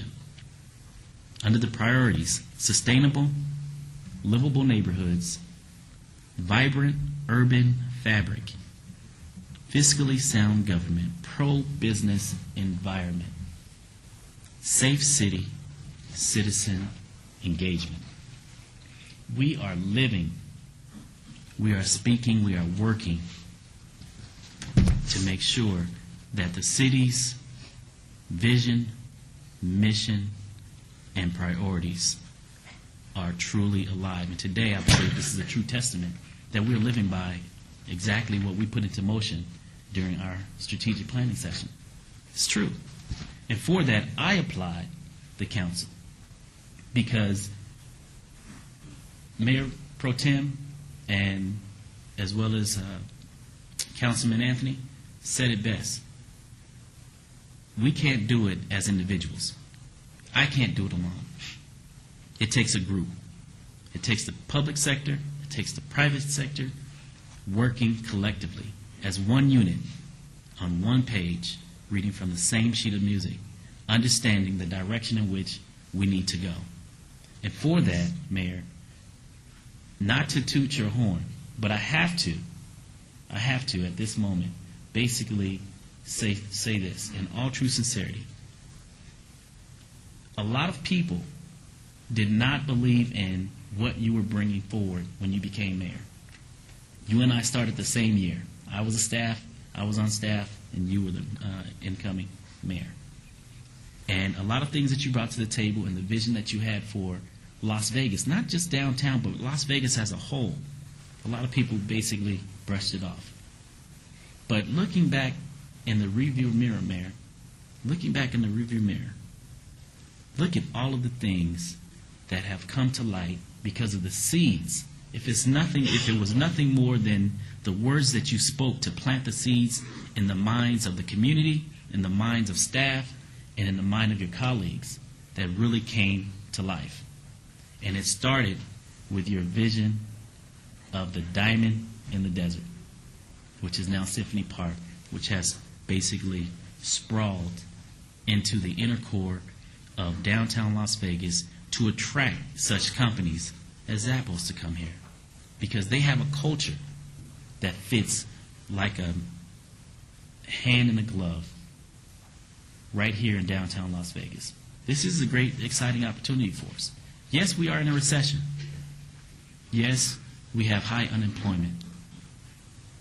Yes, we have good and we have bad. But one thing that we can't stand for as visionaries, going back to our mission and vision statement, without vision and leadership, even in a bad situation, you will go nowhere. But if you have the foresight to push forward, even in the midst of a down economy, you can accomplish great things. And I believe that we have truly did that. We have truly captured something very special. And Mr. Donner, I can't thank you enough for bringing this to the table, because this was not on the city's radar. And for that, you are to be commended. Zappos, Mr. Shea, once again, you're to be commended. And Las Vegas is on the tipping point, as you mentioned, Mr. Donner. It is on the tipping point of being the greatest city in America. And Mayor, before I cast my vote, are we going to open up for public comment? No, or? because everybody in the room would want to comment as to how great this day is. And, Okay. I'm just going to accept it by a raise of hand. How many would, if they got up, say it's a great day? Raise your hand, please. All right, thank you. Okay. Unanimous. Then it's unanimous. Then I'll speak on behalf of everyone that raised their hand. So if you all are in agreement with my motion, please say I do. I move to follow staff's recommendation for approval of this item subject to all conditions. And Betsy, your entire executive team, and Bill, the attorney's office, you all have been thanked, but I want to thank you again for the great and wonderful job that you all have done to pull this together in such a short amount of time. And for that, I'm grateful to cast my vote in the affirmative of this great project that will not only enhance the lives of citizens within fabulous Ward 5, but the citizens throughout Nevada as a whole. So with that, Mayor, my move is for approval. And if you all agree, say I do. All right, let's vote, and the record should reflect that I spoke to Councilwoman Tarkanian this morning, and she's authorized me to cast her vote in the affirmative at this time. Please do that. Let's vote, please. Motion carries.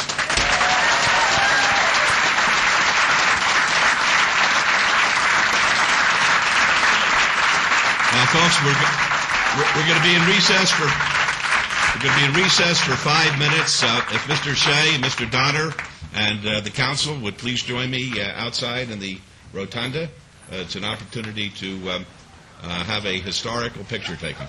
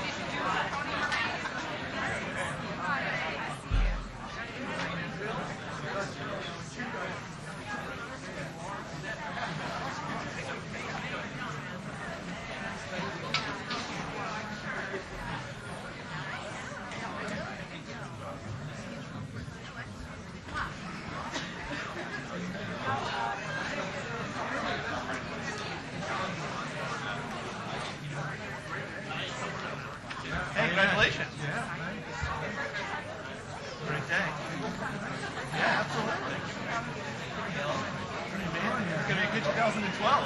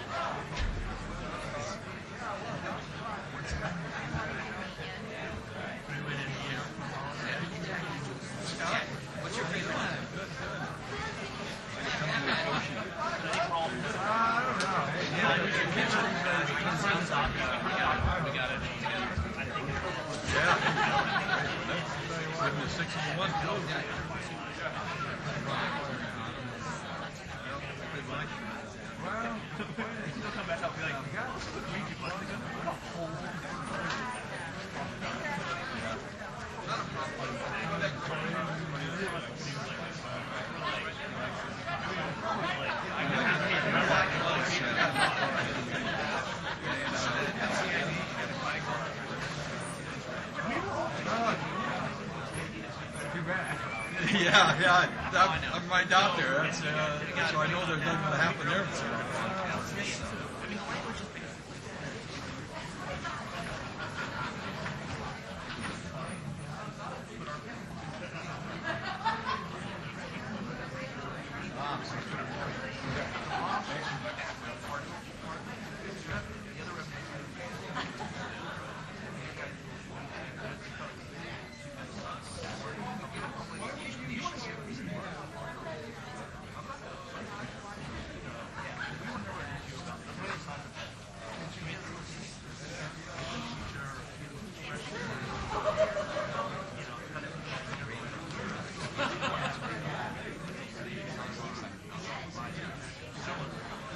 Yeah, we'll get together. We'll talk tomorrow.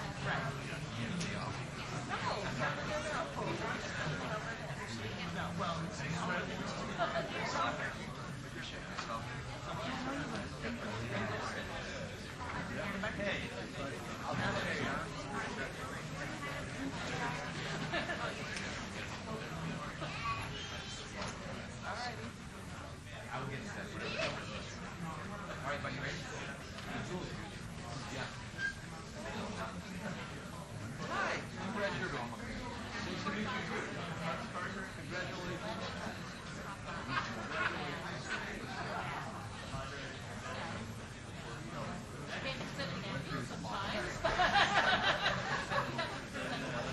Hey, Gavin. So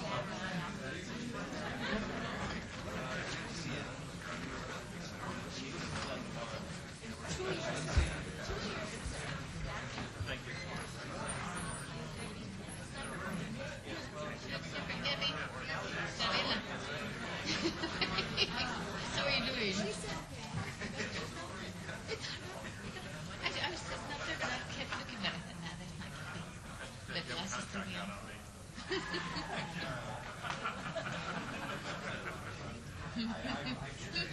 See you. Uh-huh. See you.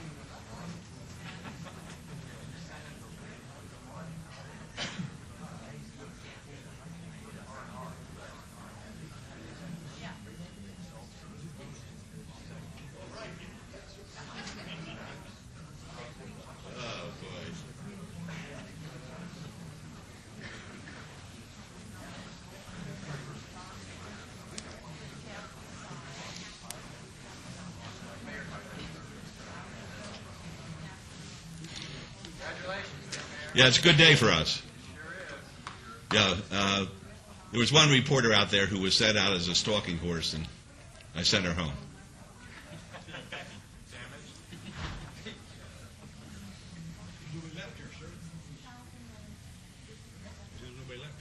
What do we have for lunch? I know you checked that out. Do you like that? Congratulations, kiddo. Oh, that's that chicken roll?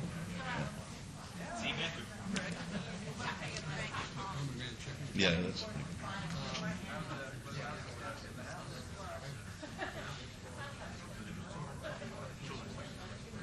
Ricky, when do you go on? What time do you go on? 6:30. You on face to face? I'm looking forward to it. Good. I'm sitting down with John tonight. Good. You just tell him that we weren't going to let our party be ruined. Sitting down with John, smiling at him, be like, "Come on, John." I've been on before.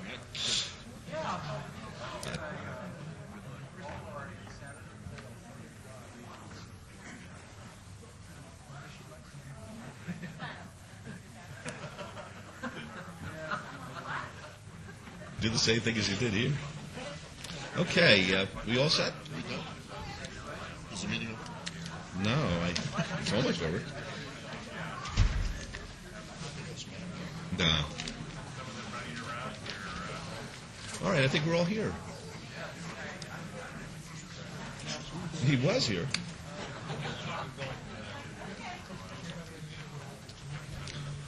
All right, folks, if everybody would please take their seat. And we'll continue with our council meeting. I'm going to call item 32, which is R7330, pardon me then.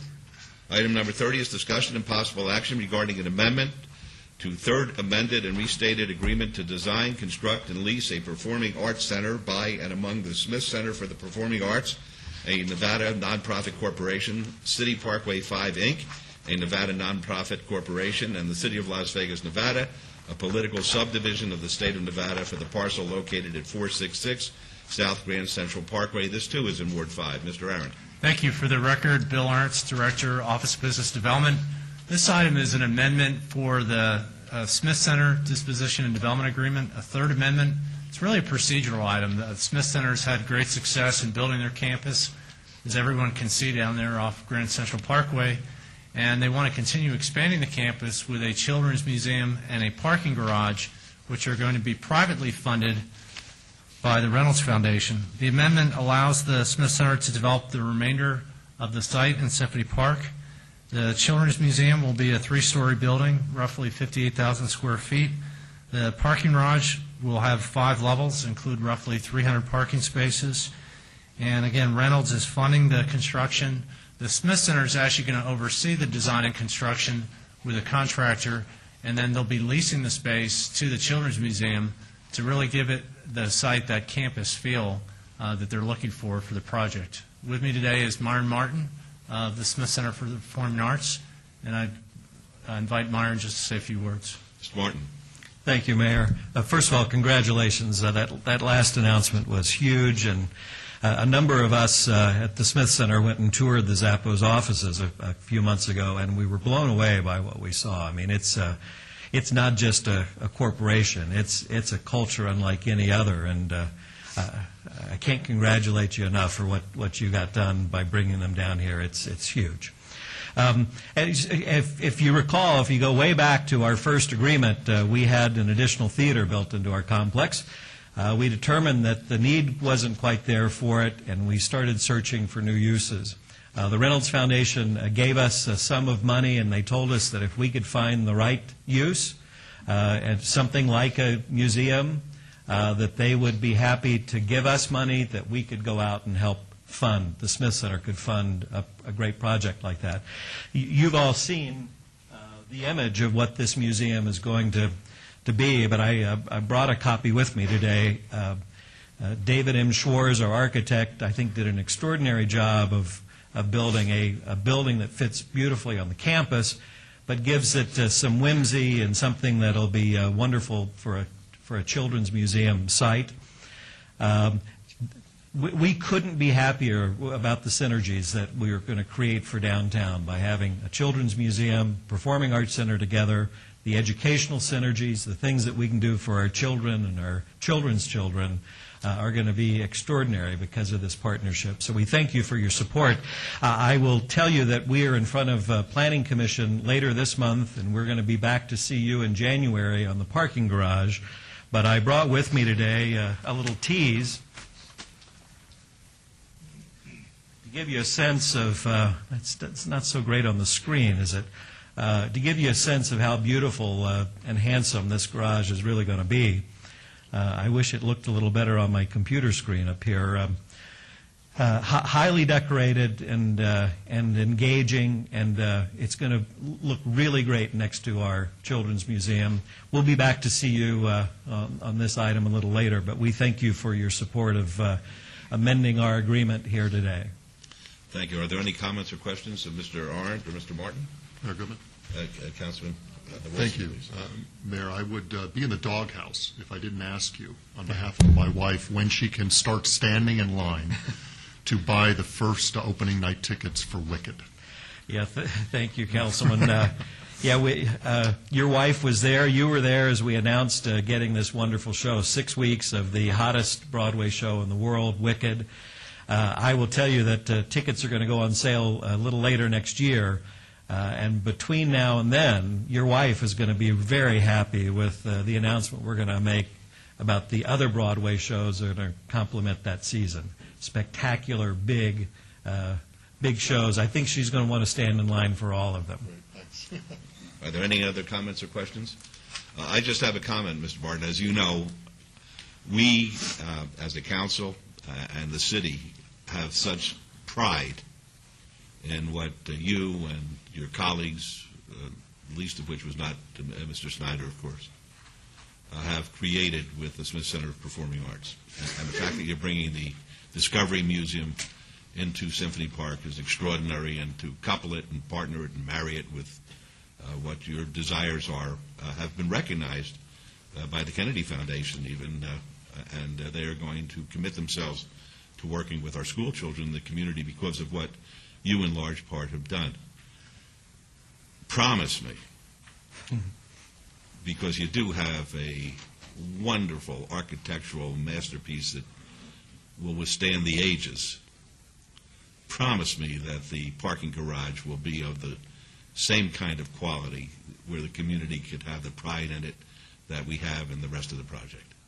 Mayor, we're going to build you a very handsome garage that will serve its purpose and have about 400 spaces that will do a really good job of looking good in downtown and serving our needs.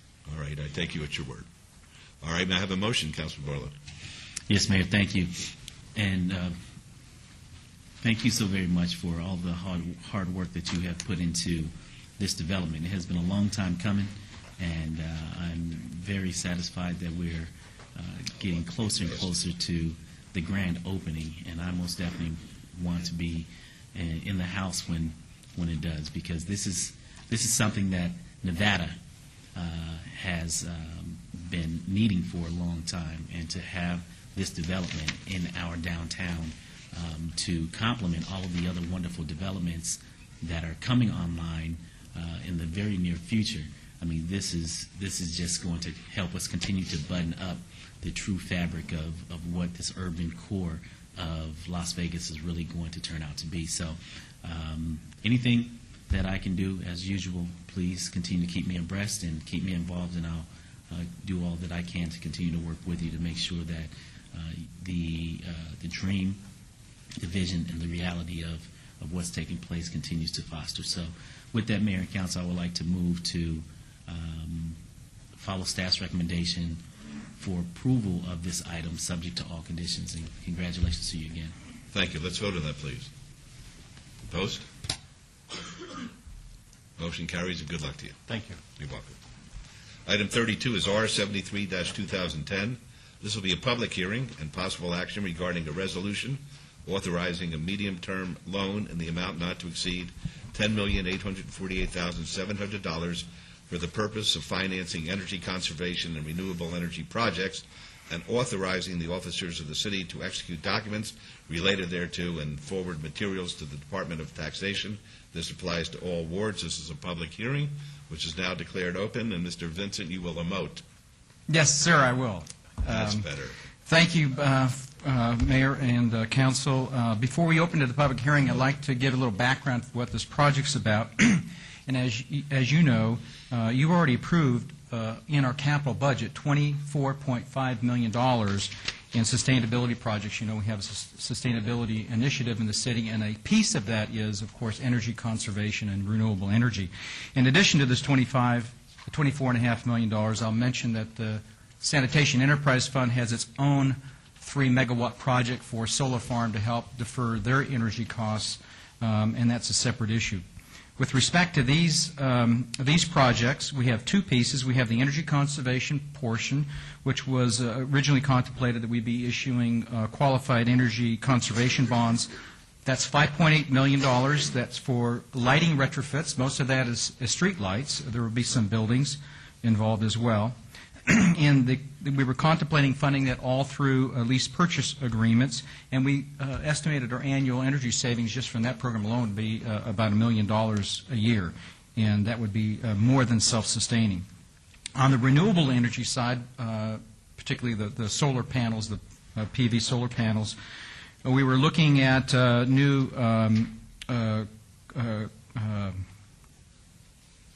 renewable energy bonds.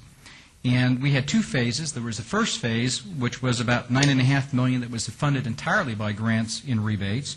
And the second phase was contemplated to be funded partially through grants and rebates, but about $5 million of that was to be funded through these renewable energy bonds. So that was a total of $10.8 million in financing.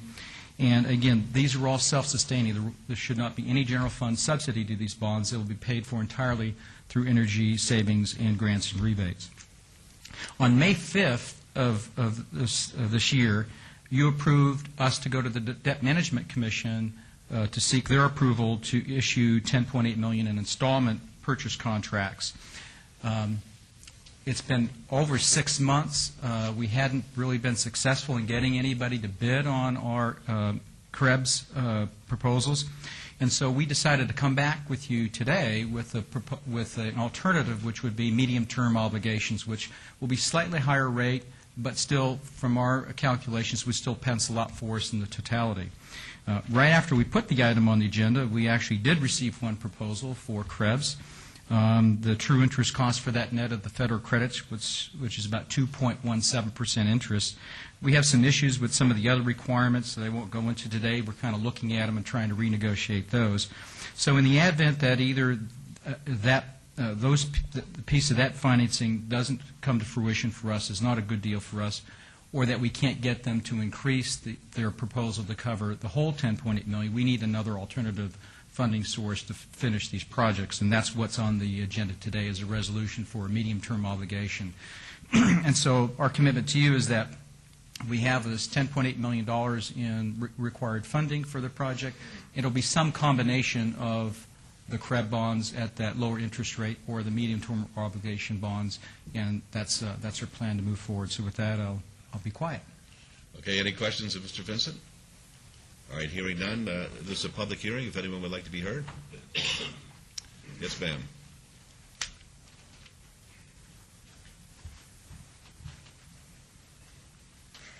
Juanita Clark on behalf of Charleston Neighborhood Preservation. Just regarding the item previous to this, we're thankful that you have saved City Hall for us. We appreciate this building and appreciate that. This item is another concern, of major concern to us as we understood it and what we could determine from the information that we had. So we appreciate the little preliminary part on that. But this resolution would spend up to $10,848,700, close to $11 million, as well as the council approved of the final terms of the obligations. We noted in there, too, that by the adoption of the financing ordinance, that sounded as though it would be without a public vote of the council, that it would just automatically happen.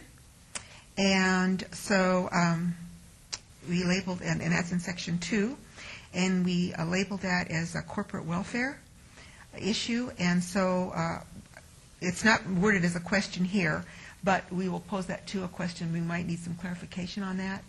If there would be an approval by council, if this is approved today, and this is an item that's going to happen later in Section 2. So I'd be happy to try to clarify that. The original DMC approval was for installment purchases, and that was just approval to proceed. We still have to come back with the bond resolution, a public hearing and a bond resolution, and ultimately the sale. Today, we're bringing forward the medium-term obligation. You're approving the resolution for the, to move forward. We will have to seek taxation approval. Once we have that, once we have a deal in place, we'll bring back a bond resolution for council approval. So there is still another... It will be coming back, that will be coming back... There's at least 2 more steps that have to happen. Before the public then, Yes. also? It will not, well, it or won't will be, it will council not be a just- public hearing. This is the public hearing.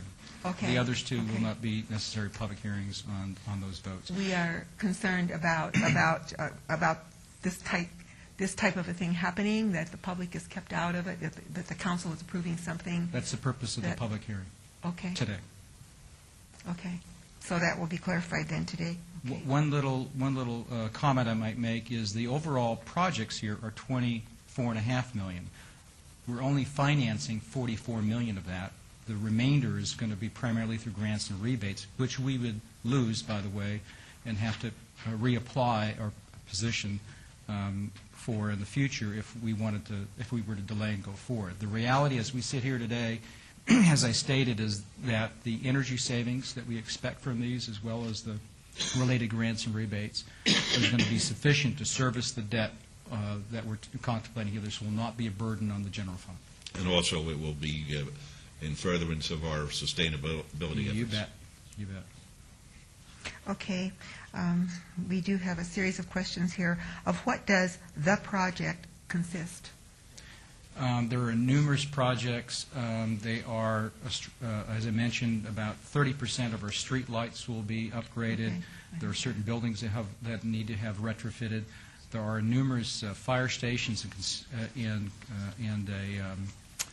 community centers that will have the solar panel parking, and I can provide a list for that if you'd like.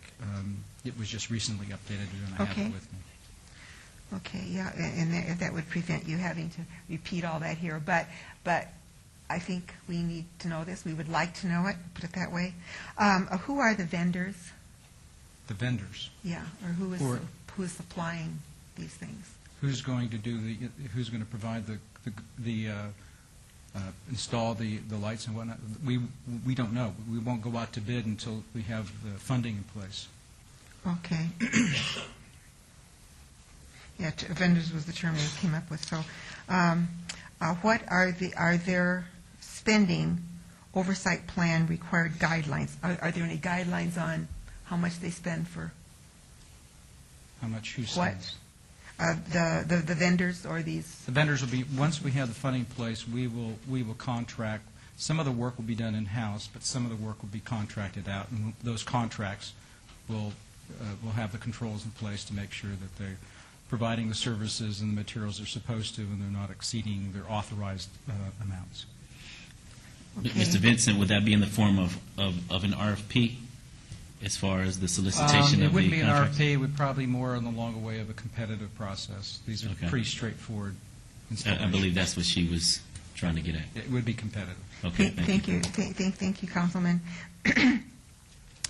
On what will this amount not to exceed $10 million be spent? I think And we're you gonna have go with that. already responded and answered that, yes. Have we taxpayers loaned money prior to this medium-term loan for this project already? No. Okay. Would approval of additional taxpayer money for this project or projects require the approval of another resolution? It would have to be, as I mentioned, another council action to approve the bond ordinance. Yes. Okay. But that would be the council only? Yes. That was in that portion, okay. And then we had, you've already said you didn't know who would be the vendors, because we had a question about who was going to be doing the conservation and who was going to be doing the renewables. And so the location of the projects, you've already covered that too. And the next one is, what are the points which you council persons found and determined that our public interest required, quote, the issuance of medium-term obligations to finance this project in an amount not to exceed $8 million.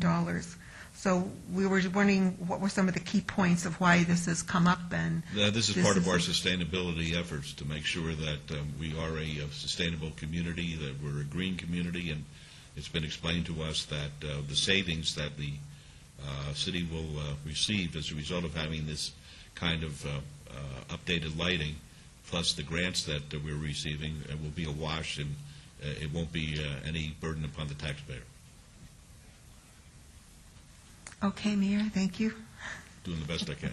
Okay. Section 3 states promote 2 times, and the term encourage once, in reference to conserving energy, use of types of energy, and the use of renewable energy facilities by the city.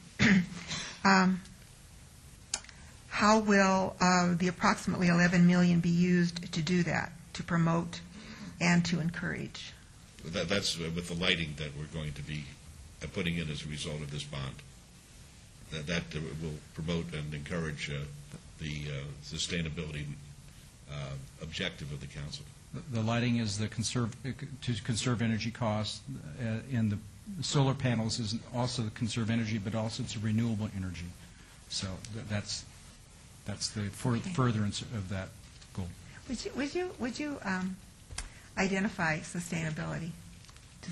Well, in this particular case, specifically, this is energy savings, energy conservation, generating renewable energy. Those. I think what we're going to do is this. I'm going to ask Ms. Clark whether or not she'd like to speak to our green man. This is a guy who can answer every single question in the history of the world when it comes to conservation and sustainability, Mr. Perigo. And I'd like you to make him work. So please. Okay. Okay. He's the man. Yes, and I did have. There's only 2 more left on here. Okay, then Mr. Perigo, why don't you go back to where you were?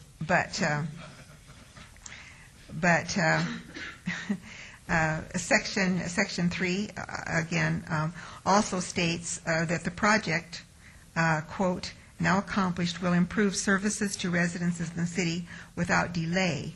What are these speedy services which constituents will receive? And I guess it's the lights. Right. And that's it. Okay.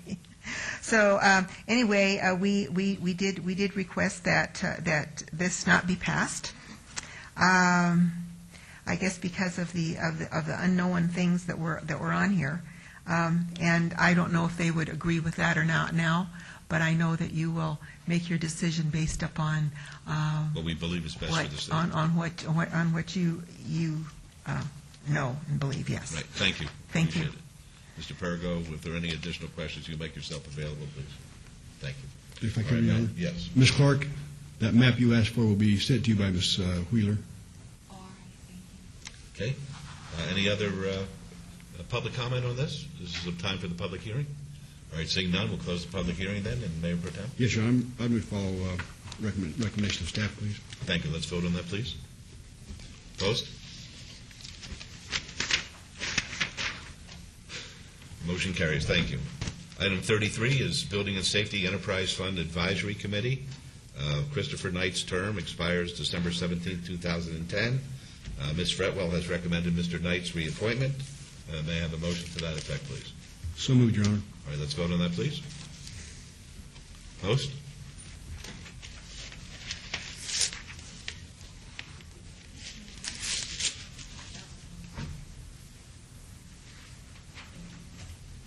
Motion carries. Thank you. Item 34 is discussion and possible action regarding a First Amendment to City of Las Vegas Citizens Advisory Committee to the Las Vegas Redevelopment Agency and adopting the amended bylaws thereof. This pertains to Wards 1, 3, and 5. Mr. Howard, would you like to address this? Thank you, Mayor. For the record, Bill Arntz, Director, Office of Business Development. This is really a cleanup item. We are clarifying that we are looking for appointments to the Citizens Advisory Committee for the Redevelopment Agency that either reside in or have their principal place of business within the redevelopment area. And there's just some clarifying language to be more explicit about that. We've had some great applications for the committee already. And for those listening today, we're looking for more applications, but we're looking for people specifically that either reside in or work within the redevelopment area boundaries. And the redevelopment area map showing those boundaries is on our website, lvrda.org. And the item is in order. Recommend approval. And there's a wonderful opportunity for those who live within the redevelopment agency boundaries to really participate in the future planning and recommendation of projects in the redevelopment agency. All right, thank you very much. We need a motion for that, I guess. All right, let's vote on that, please. Post.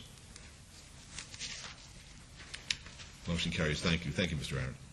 Item 35 is Bill number 2010-46. This updates the description of certain city ward boundaries to reflect changes in precinct numbers or descriptions made by the Clark County Election Department as a result of annexations or otherwise. Councilman Ross, do you wish to have it read? Thank you. Thank you, Your Honor. Thank you, Councilman. Bill number 2010-46, an ordinance to update the description of certain city ward boundaries to reflect changes in precinct numbers or descriptions made by the Clark County Election Department as a result of annexations or otherwise, and to provide for related matters. Thank you, Councilman Ross. Do you have a motion, please? Thank you. Let's vote on that, please. Post.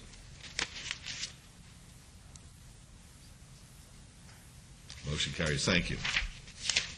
Item 37 is Bill number 2010-48, ordinance creating Special Improvement District number 1519, sidewalk infill, Oakey Boulevard, west of Rancho Drive and 11th Street, north of Charleston Boulevard. Councilman Ross, do you wish to have it read? Thank you, Councilman. Bill number 2010-48, an ordinance creating City of Las Vegas, Nevada Special Improvement District number 1519, sidewalk infill, Oakey Boulevard, west of Rancho Drive and 11th Street, north of Charleston Boulevard, prescribing details in connection therewith and other matters relating thereto. And Councilman Ross, your motion. Move to approve, Your Honor. Thank you. Let's vote, please. Post. Motion carries. Thank you. Items 38 and 39, which are bills 2010-49 and 2010-50, are eligible for adoption at a later meeting. We'll move on to new bills. New bill item 40, bill 2010-51, will be heard at the recommending committee meeting on Tuesday, December 14th, 2010. Would you please read that, Mr. Jurek? Thank you, Your Honor. I will. Bill number 2010-51, an ordinance to update certain administrative provisions of the municipal code relating to management functions, the names of city departments, and provide for the related matters. Thank you. Councilman Barlow, will you be available on December 14th? Yes, I will. Great. And Councilman Anthony, will you be available on that date? Great. Then you're assigned this particular bill. Thank you, everybody. The morning session will be in recess until 1 p.m. 1 p.m. Mayor's going to take it up. Mayor's going to disappear.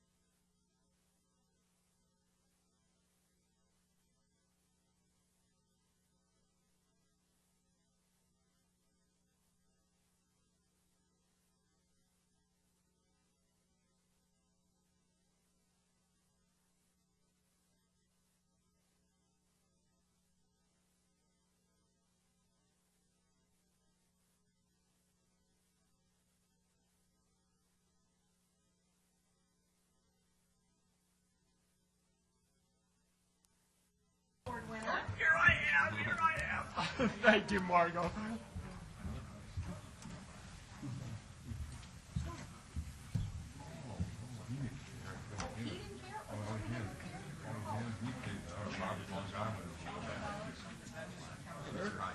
Is all the agendas gone? I need one. I can't read no way, but didn't you have 2 agendas? Just one. Is there another down there?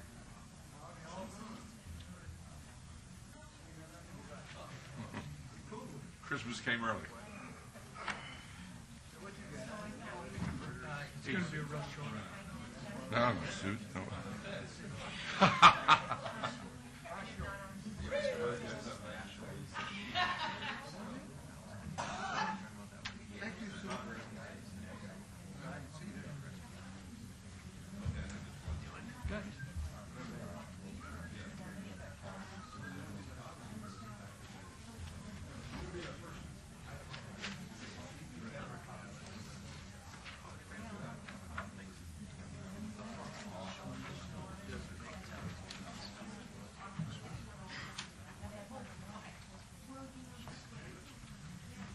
Yeah, that's perfect. I'll give you that. Yeah.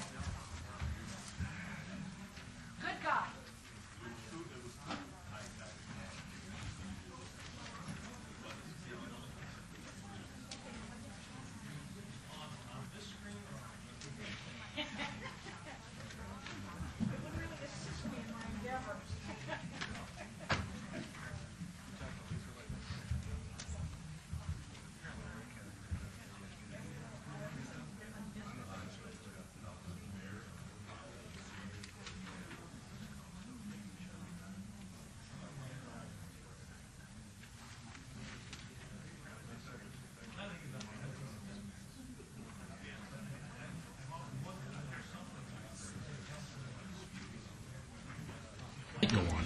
You know,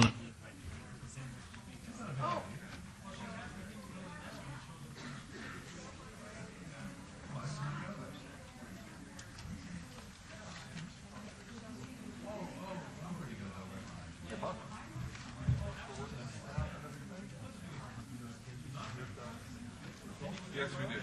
See you soon.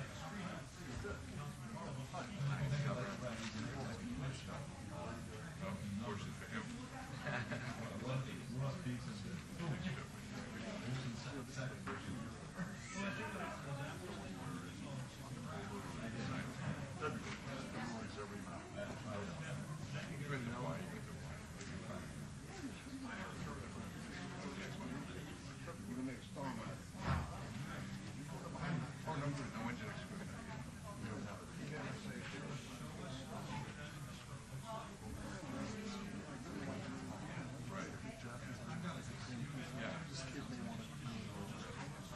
I want to go tomorrow.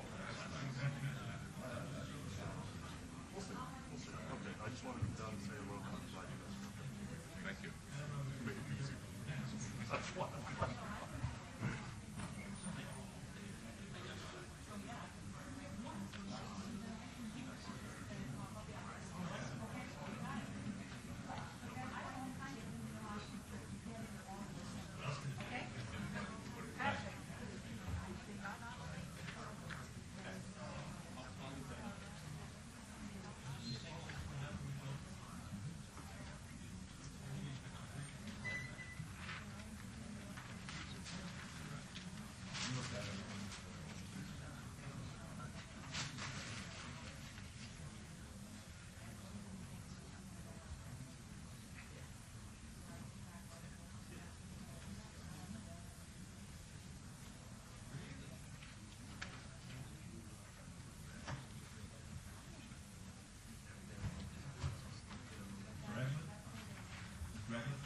Assuming that the item is approved, when do you think that building will be complete?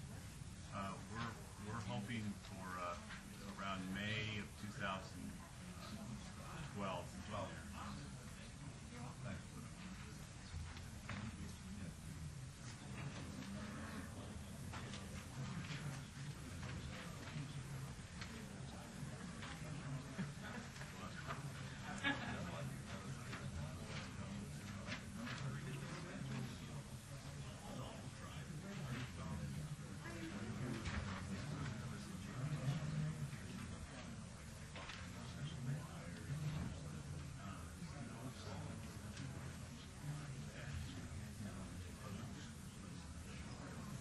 Thanks. Okay. How many square feet is that building?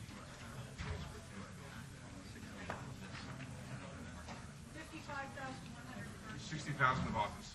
60,000 of office and 100,000 square feet of parking. Hey. Who knows? Bernie knows. You want a yes vote or not? I'll tell you after. Tell me after? No, it's a substantial investment, you know. Of course. You had a big deal happen here. Big deal. Exactly. Big deal. And this is another big deal. I think it's about probably 15 million. How much? 15 million. 15 million.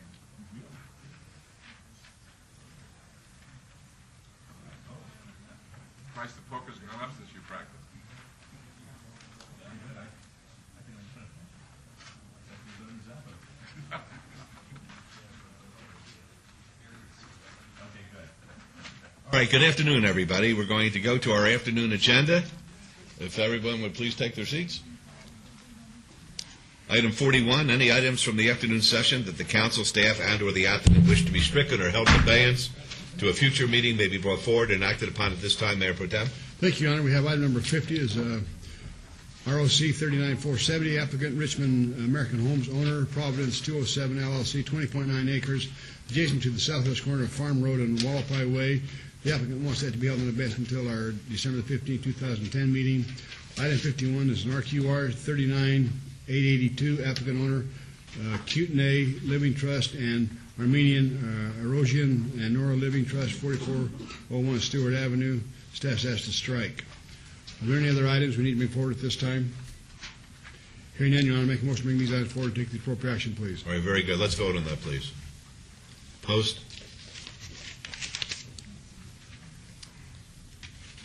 Motion carries. Thank you. And the record should reflect that Councilwoman is still excused. Item 42 is hearing and possible action on a 45-day review for the vacant or abandoned buildings located at 4152 Silver Dollar Avenue, Units 2, 4, 5, 7 to 8, 4168 Silver Dollar Avenue, Units 1 to 4, 6 to 8, 4186 Silver Dollar Avenue, Units 1 to 7. The property owners are RFH La Paz, LLC. This is in Ward 1. Mr. Smith. Good afternoon, Mayor and Council. Devin Smith, Manager of Neighborhood Response. I just wanted to let you know that this property is in complete compliance as of this date, and the Property owner is here to address the council. Him and Mr. Steele has reached some type of agreement on this. Very good. I was going to go ahead and turn it over to them. Very good. Please state your name for the record. Good afternoon, Your Honor. Rex Henriot, managing member of our Facial Applause. We're happy to hear from you, sir. Well, I'm grateful to Mr. Steele and the City Attorney's Office for the clarity they provided for me, and I'm here to say that I will abide by the terms of the contract in full. All right, thank you Mr. very Steele, much. would you Mr. explain Steele? to us what the contract is, please? Yes, Councilman. What I did is as you recall, or may recall, last meeting this item was obeyed so that I could contact Mr. Henriot to discuss a possible confession of judgment on the fines that he owes in the amount of $27,194.26. He has signed the confession of judgment along with the promissory note indicating that he will pay $500 per month until it is paid in full. I've provided a copy of the confession of judgment and the promissory note with the clerk, and she will lodge that and make it part of the record. That's fine. All right, are there any questions or comments? Mayor Pro Tem, are you going to make the motion? Yes. On behalf of the council? On behalf of Councilman Tarkanian, I have been briefed by her staff, with her staff, on this item 3 or 4 different times, so I am very well aware of what's going on there. I do want to thank you for coming in today, and also want to thank you for working with staff and coming to the resolution of this problem. Hopefully, we won't have to be here anymore. Yes, sir. Thank you. I move to follow staff's recommendation, Your Honor. All right, very good. Let's vote on that, please. Opposed?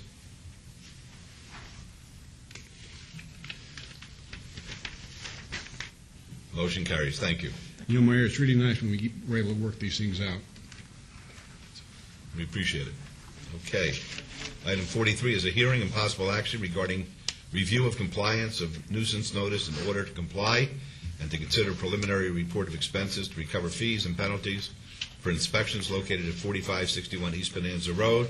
The property owner is Hector Camacho, and this is in Ward 3. Good Smith. afternoon, Mayor and Council. Again, Devin Smith, Manager of Neighborhood Response. Okay, and I see Council. Would you please identify yourself for the record? Ian Christopherson, I'm here with Mr. Camacho. Thank you. And I believe that I have sent you a letter advising you. You've also been put on notice that Mr. Camacho is in bankruptcy. I'm in the process of filing a complaint. I believe these actions are in violation of 11 U.S.C. 362. There's an automatic stay in place. He filed bankruptcy May 11th, and I am putting you on notice at this point that the actions of the council and the city at this point, I believe, constitute contempt of court in the bankruptcy court. That's a pretty serious allegation.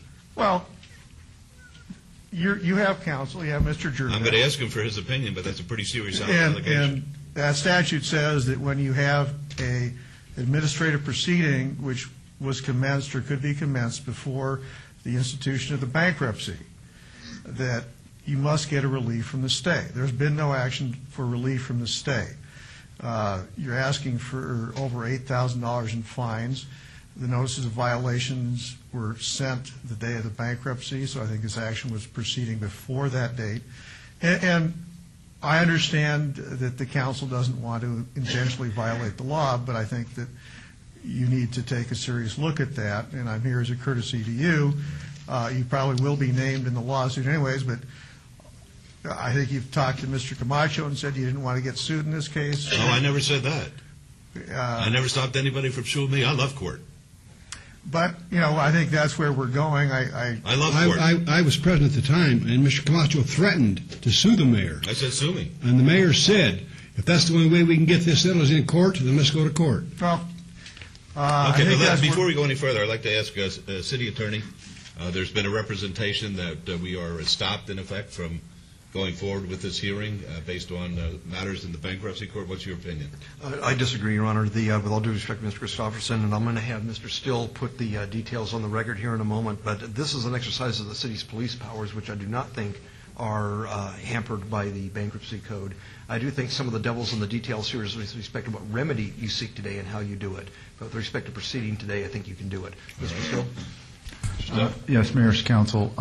We have done research, and I would advise you that you can move forward with this hearing under 11 U.S.C. 362b4. A regulatory or police power enforcement action is not stayed by the bankruptcy court on the face of the statute and the interpretive case law. Very good. We're going forward then. All right, Mr. Smith. The purpose and background is the subject property was determined to be a public nuisance as defined in Las Vegas Municipal Code Title IX, dealing with nuisances. A nuisance notice in order to comply was mailed to the property owner to correct the violations of the public nuisance as defined in Las Vegas Municipal Code Title 9.04.010, dealing with nuisances.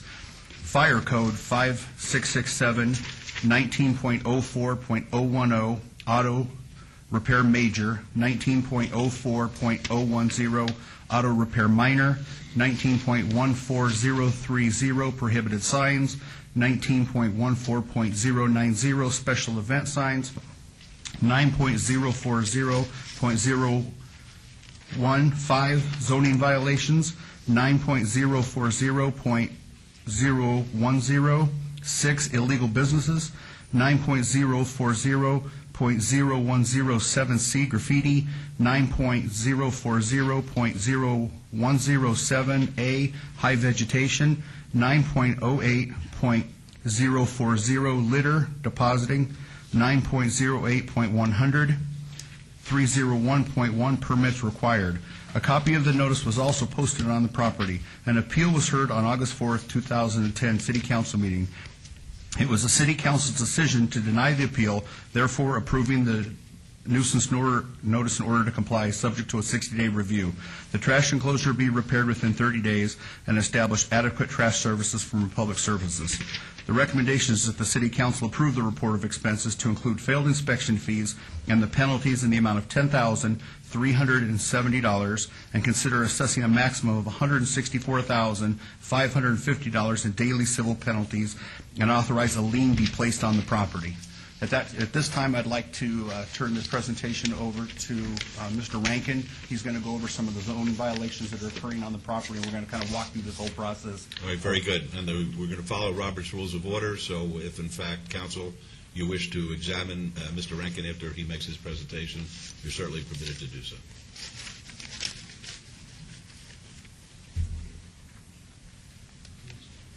Good afternoon, Mayor and Council.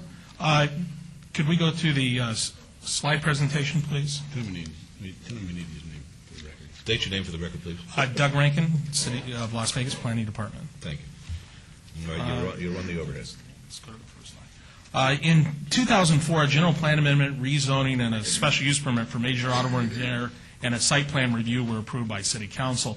As part of that approval, the area in pink on your overhead was zoned C2, and that is where the special use permit for major automotive repair was cited at that location. Subsequent to that, there was another application for an amended site plan to add a C1 general retail use at this location and a parking variance, which reduced the parking. It reduced the parking on the subject site here for the commercial from 87 required spaces down to 59 spaces. As part of the special use permit that was approved in 2004, there were a set of conditions as part of that approval. One of those conditions are no vehicles or tires shall be allowed overnight on site outside of the buildings. And bear with me while I move around through this PowerPoint. We have one for all of us. This photograph here indicates vehicle storage. This is the portion of the C1 lot along the southwest part of the property. No storage is permitted in the C1 zoning, and this storage here is all illegal. Once again, another picture of the C1 storage area. This photograph shows vehicles stored without license plates. This is a daytime photograph, but my understanding is that the vehicles are being stored overnight outside of the buildings in violation of the ordinance. Another condition of approval is no engine replacement or repair is allowed on the C2 lot. This is inside a building. There's no engine in here, and here's a photograph of an engine obviously being repaired and worked upon in violation of the conditions of approval for the special use permit. In addition to that, I understand that there has been repair and service work performed outside of the completed enclosed building, which is violation of the conditions of approval. Also, no used or discarded automotive parts or equipment shall be located in the open area outside of an enclosed building. And I understand there are vehicles that are inoperable outside of the building itself that do not function. Should these conditions continue, the violations of the conditions of approval, the council may consider revocation of this special use permit at a subsequent hearing. If you have any questions, I'm willing to answer them. Is that the conclusion of your statement? That is the All right, conclusion. Mr. Christopherson? No questions. All right, no questions, you're excused. You have anybody else who want to talk to us? Mr. Knight, our building official, would like to come up and do a short presentation Fine, also. tonight, would you be kind enough to state your name for the record? Good afternoon, Mayor and members of the council. Chris Knight, Director of Building and Safety. We were asked by the City Attorney's Office to do some investigation into this, the history of this building in terms of building permits and code-compliant construction. On November 19th, also, I met with Mr. Gamacho for the very first time, and he and I have committed to each other to work with each other to try and bring his building into code compliance. The areas where we have no code compliance, there are 3 suites that were created. This dates back to 2004, in which there were 3 suites originally created. Since then, there have been some permitted and legal subdivisions of those spaces, and there have been some non-permitted subdivision of those spaces. Suite number 135, suite number 130, and suite number 125 that are designated on the building currently have construction that has not had any plan review or permits issued for those. And we would like in the next 30 days to receive the plans and to get the permits and to do the inspections on that, and we will work with Mr. Camacho on that. Our understanding from Neighborhood Services is that there is also storage occurring in these suites, and we would ask that in the next 10 days that all the storage be removed until we're able to determine from a plan review standpoint and inspection standpoint the code compliance of that construction. There is one change of business where a C of O was issued in 2006 to a Mac Mechanical Auto Electric that is now Angelo's Auto Body Shop, that there is no current C of O for Angelo's Body Shop, and we would need a non-work C of O on that. Actually, what a non-work C of O is where they've changed the use occupancy to a like use occupancy, but we need to just go in and make sure there's not been any non-code compliant work in there. We believe that it will be code compliant, we just need to do the inspection on it. So those are the issues that we currently have with the building from a building code standpoint that we need to move forward. I believe Mr. Still has given you a matrix that shows that we have worked already with Mr. Camacho to give him a temporary C of O for one of his clients in there in Suite 145. We want to try and keep this worked out and keep this going, because we believe that some of these businesses have people that are employed, but we just need code compliance construction of the suites, and we need code compliance of the operation of the businesses. And that's our report. All right, Mr. Christopherson, you can examine Mr. Knight. No questions. All right, has Mr. Christopherson been given the matrix to which you referred? No. I think you should hand that to him. Has the matrix been entered into the record? If not, I want the matrix entered into the record. Mayor, I did hand to the clerk a Right, set the that record was will reflect the distributed. Clerk has the matrix. There are no further questions of Mr. Knight. You're excused. Do you have anybody else you want to call? I believe Mr. DiFiore wanted to address some business license Mr. issues. DiFiore, come on up and give us your name, please. Be happy to hear from you. Jim DiFiore, Manager of Business Licensing for the City of Las Vegas. I just want to add that the 3 units that Mr. Knight referenced, 125, 130, and 135, we have never had a business license for each of those units, not submitted, not gone through a process, not approved or denied. Currently, we do have 7 licensed businesses at this location. We had 8 other businesses that were at one time licensed at this location. 5 had gone out of business. 3 of them were denied or marked out during the processing stage. So the units that we're referring to, 125, 130, and 135, have not been ever licensed. All right, anything further? No, that's it. All right, Mr. Christopherson, you have the opportunity to examine Mr. DeFiore. Are you aware whether there are businesses in those units? In 130, 125, 130, and 135, I'm aware that there has been activity conducted at those locations. But you're not aware that there's any business operating there? Not specifically, no. Nothing further. All right, thank you. Any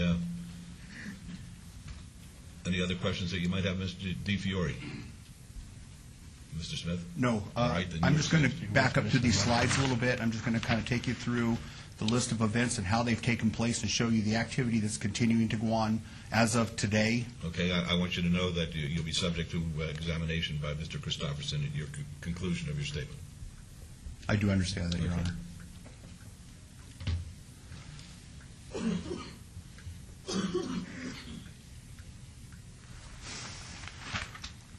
As it was stated earlier, we have vehicles being stored on the site there. And as you see here in this picture, there's a RV that's being stored on site there.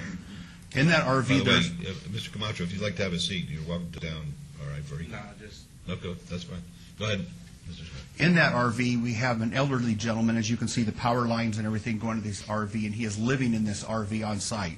We have posted the RV. We have told him he cannot live in that RV.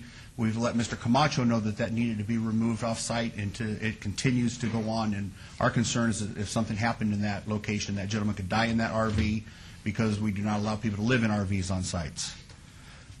This is an unlicensed suite, and it was asked earlier if we have any evidence of a business being conducted in one of the suites. This is suite number 130. We went out on site. We saw this business operating with customers inside, with vehicles inside, illegal construction. So we do know that illegal business activity is taking place on site. We have unlicensed business activity that we have found from time to time in these other units that are open. They were the 125, the 130, the 135. Those also were posted with do not occupy, do not enter stickers. The seals were broken on the door, and we have from time to time found the doors open, people in there working on cars, cleaning cars, etc. This is another picture of, this is one of the units that is not supposed to be occupied. Door was up, the vehicle was out front, and there was a gentleman working on that vehicle. When we showed up, he left, got on the phone to somebody who we don't know, but these are just pictures of activity taking place on site. Again, this is in Suite 130 where there's not supposed to be any business activity taking place. Again, the engine being in Suite 130. This is again 130 with the vehicles inside, business activity taking place. These are walls that were constructed inside there with no proper permits, no business license, etc. Vehicles for sale on site that we have let him know several times that this cannot take place. This site is not zoned for vehicles to be sold. The last meeting, we let him know that this trash enclosure needed to be repaired or demolished, and it still stands there. And that concludes my slideshow. All I'd like to say is this has been going on for a very, very long time, and all we want to do is get compliance on this site. So what we're asking the council to do is to approve the report of expenses and also determine a timeline that Mr. Camacho has to correct all the violations on this site. And if they're not, my remedy, as usual, would be to go in with a private contractor and abate the situation ourselves. So I just want it very clear, and at the council's approval, I would like to have a timeline set that we would go in and move forward with an abatement on the property if he fails to do so. Thank you. Mayor Goodman? Yes. Mr. Smith, can you go back one slide? I'm looking at the date of 6/22, June 22nd, 2010. Do you have updated photos to show that currently to date, or a date after the 22nd that this is Yes, still we in do. place? You'll see that these pictures, if we could go to the overhead, we could show that these pictures are dated 11/29.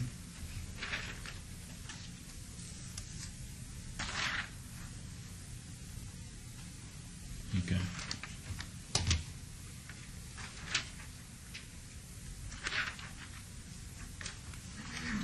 just walk us through what these are photos of, as it relates and compares to the overall slide presentation. Here that- again, in this top from the left 22nd. corner, these are pictures, and we have some others if you like. But these are pictures of graffiti that is currently on site. That is one of the stipulations that we said last time, he needed to keep the graffiti abated. Here is the trash enclosure that's still not been repaired. The storage of vehicles in this upper picture here. We see down here in this lower picture, the RV is still on site, and there still is power and water hooked up to that unit. Storage of vehicles, dismantled vehicles outside the facility, more storage of vehicles, no license plates. And we can't see the date, but if you can just state the date on those pictures for the record. They are all time-stamped 11/29 of 2010. You have any questions, Mr. Christopherson, of Mr. Smith? No. Okay. Does that conclude your presentation? Yes, it does. All right, Mr. All right, Christopherson. I do have one question. Sure. You do recall meeting with Mr. Camacho in August, I believe, and myself? Yes, I do. And after that date, did you provide any written list of specific items which needed to be corrected? Yes, we did. To who? Mr. Camacho, at the last meeting, was given a list of corrections that needed to take place on that site as it was written into the record and put on record. No. You met with myself, Mr. Camacho, after that date, is that correct? Myself, along with Mr. Steele, Mr. Rankin, yes, there was a group of us. And the items needed to be corrected were discussed at that time, is that correct? That is correct. And there was nothing written provided to Mr. Camacho or myself by you or Mr. Steele that you're aware of after that date, are you? Other than the notice of correction and the letter to show up here, is that correct? From my office, I do not believe another list had been provided. One had already been, and the new notice and order that we provided listed all the violations on site with what needed to take place. Do you have any knowledge as to whether the graffiti depicted in these pictures existed on the premises as of August 2010? I am not sure. Do you know when this graffiti appeared? No, I don't. Do you know if it's still there? As of the 29th, yes, it was. Well, do you know if it was there the 28th? I do not. Do you know if it was there the 30th? I do not. No further questions. All right. Mayor Goodman, I'm sorry, Mayor. Yes. I'm just a little confused on the dates, when people met and who happened and who did what. You said that you and Mr. Rankin and Mr. Steele met with Mr. Christopherson and Mr. Camacho. When was that meeting? Mr. Steele, do you happen to recall the exact date? It was a few days after the August 4th hearing, but I can't give you an exact date. Middle of August, right? Middle of August, yes. Okay, and then did you subsequently give a list of things that needed to be corrected to either Mr. Camacho or his lawyer, Mr. Christopherson? Not from my office. Once the attorneys got involved, Mr. Steele pretty much handled correspondence. I guess my question is, does Mr. Camacho and his lawyer know what they were supposed to correct since the middle of August meeting? Well, after the August meeting, we went back through, issued a new notice and order on the property, listing all the violations, the code that they violated, and what needed to take place to remedy those. Okay, when was that given to Mr. Camacho?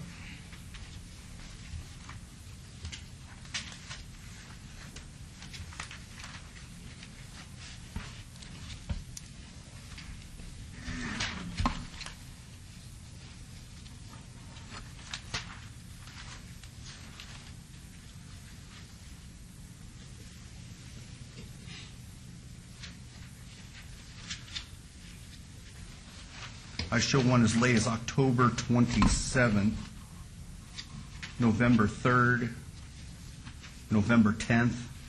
These are separate dates. Separate when dates. notices were given to Mr. Camacho, notifying him of what corrective action needed to be taken. That is correct. How was it given to Mr. Camacho? Generally, we mail a copy, and I would have to double check. We mail a copy and post it on site. Okay, just want to make sure that I'm clear and feel comfortable that Mr. Camacho and or his lawyer have notice of what they were supposed to correct. That's what I'm looking for. And what Mr. Smith just said is that normally we send out notice, and normally we post it on the premises. Did Mr. Camacho have adequate notice? That's my question. I'll answer that, Councilman. Dan Still from City Attorney's Office. The answer is yes. He got a notice and order dated June 1st, 2010, that outlined every violation that he appealed before this council on August 4th, 2010. His appeal was denied. Okay. At that hearing, he also was provided, and it's part of this record, that he was provided a list of 16 items for him to address. And those items have not changed from the date that that was given till today. They've given subsequent notices on ongoing violations on the items that are listed here, but notice is not an issue in this case. Thank you. You've answered my question. Your Honor, Mayor Pro Tem. I'm not an attorney, okay? I'm a representative of Ward 3, City of Las Vegas. This has been an eyesore since 2004. And all I'm asking to do is get this cleaned up. I don't know where any other city in America where the mayor and the mayor pro tem and 3 or 4 members of staff, the business licensing director, go down on site personally and tell the gentleman and his representative, his lawyer, what he needs to do. How much clearer can it be? And he has an attorney here today that tells us that because he's in bankruptcy, we can't do anything. And my only concern is to get this cleaned up today. I don't care about the bankruptcy. I can't help that. All I'm asking is relief of my staff having to go down there each and every day, each and every week to get this cleaned up. He's had opportunity. He's had plenty of time to clean this up. And as of the 29th, we still see what it looks like. Mr. Christopherson, I'm asking you, what can we do to clean this up? Well, since you're addressing me at this point, I will respond. First of all, with respect to the bankruptcy, on that issue, the law says that you need to go to the bankruptcy court first, get the bankruptcy court to allow you to proceed. My staff said I don't. Well, we'll deal with that with the bankruptcy That's court. fine. And lawyers are able to give differing opinions, and I think that... Again, I addressed you as not an attorney, okay? I'm just asking you, as an individual, have you been out there and looked at this site? Yes, have you been on this site? Yes, I have, okay? And Mr. Steele says there was adequate notice. That is incorrect. There was notice before... The mayor and I was out there 2.5 months ago. Okay. Can you let me finish? You bet. And tell you what happened in this case. Mr. Camacho came to me shortly before the August hearing. And I wasn't prepared at that point to address the council. I didn't address the council. After that, I believe you and Mr. Goodman went to the site with Mr. Camacho at a time I was not present, and you had a discussion. There may be some disagreement as to what happened at that time. There wasn't another attorney there. There wasn't an attorney there. Okay. I was not there. There wasn't an attorney there, and then staff went back out 2 days later, 3 days later, with his attorney. Our attorney went out there to talk to his attorney. And his attorney left. No, that's not what happened. Okay, this is what we're I going was to do. there. Whoa. This is what happened last time. I'm not going to allow it to happen again. Mr. Still, do you have anything you want to say as far as the city is concerned at this point? Not in the nature of argument, but in the nature of facts. And then I'm going to tell Mr. Christopherson he has a right to put on his case if he has one, and then we're going to have argument. We're not going to go back and forth this way. Thank you, Your Honor. You're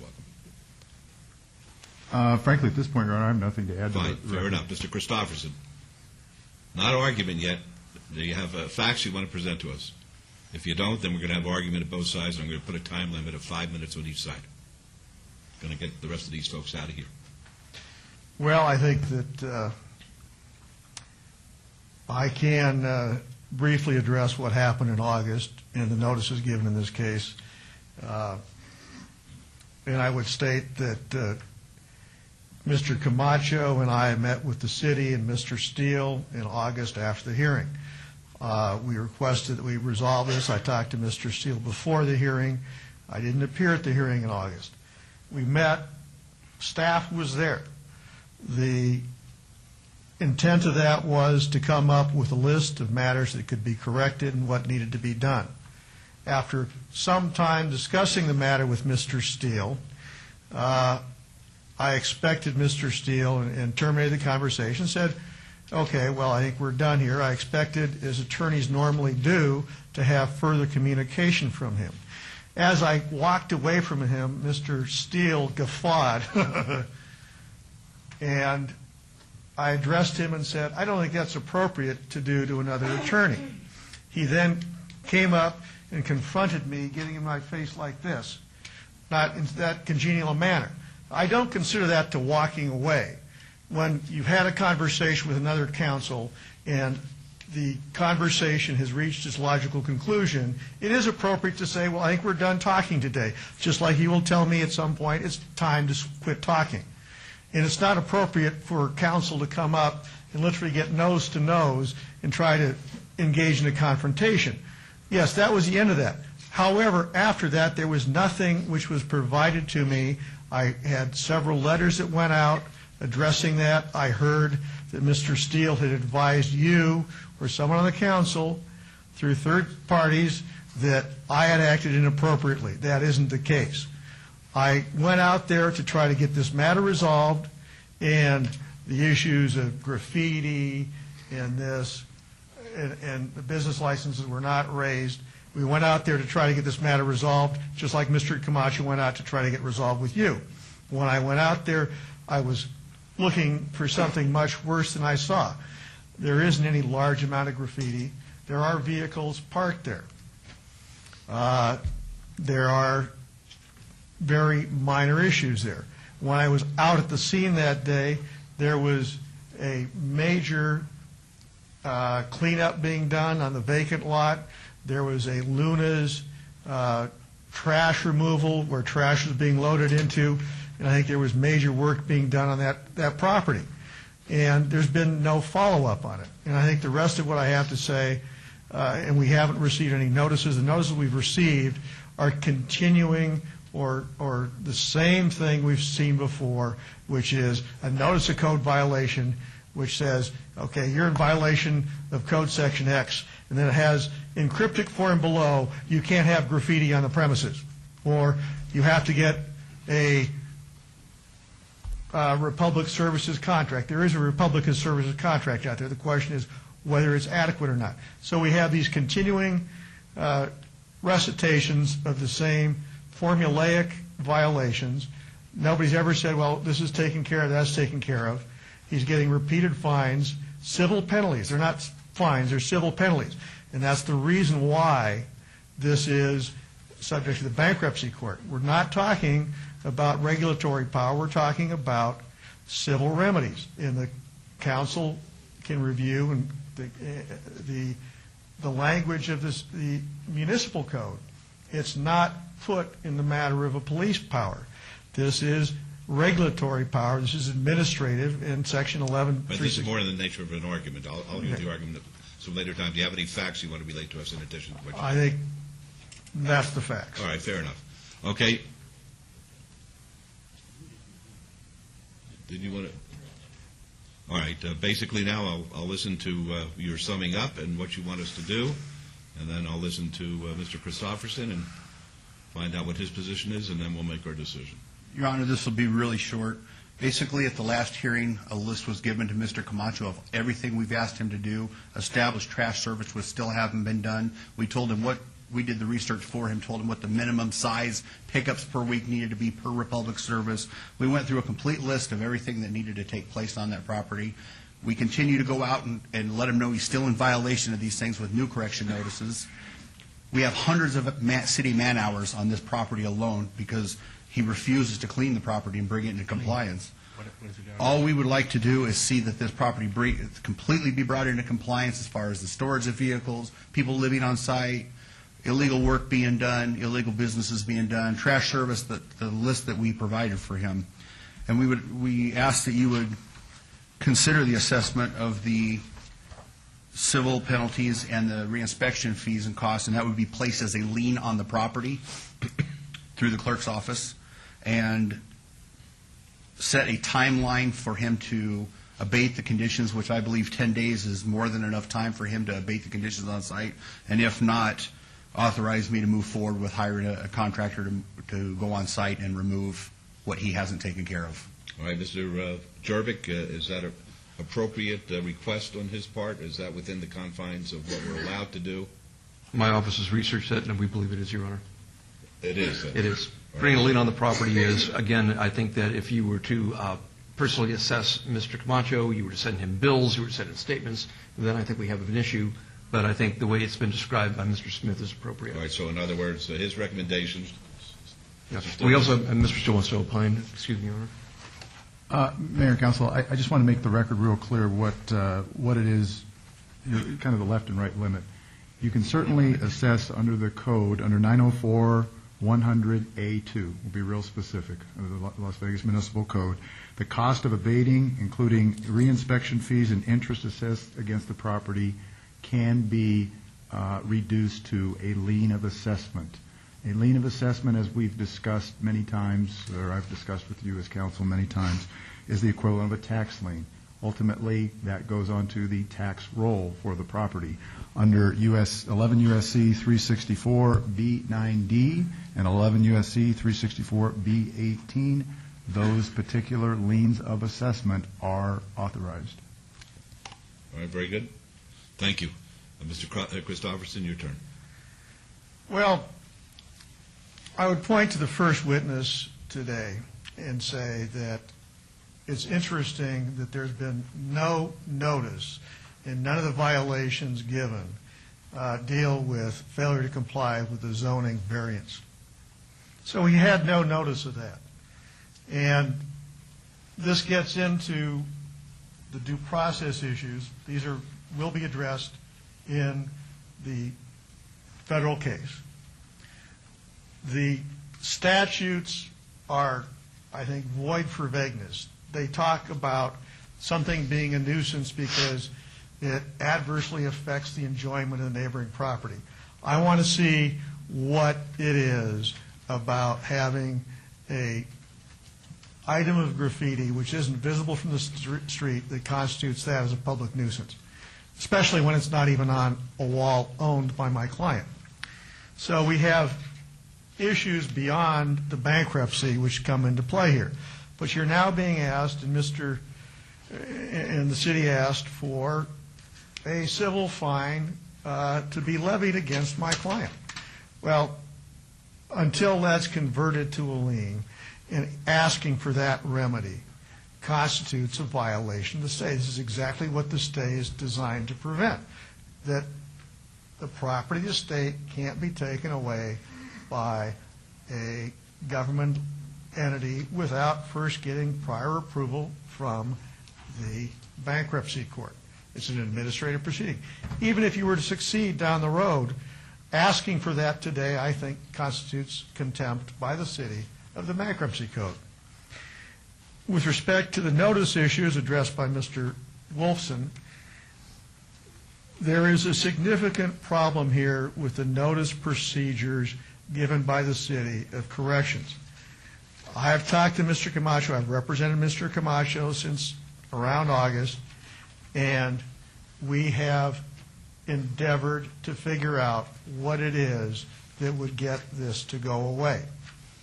And when I met with the city in August, I expected that counsel for the city or someone from the city would be in contact with me and try to get this matter resolved.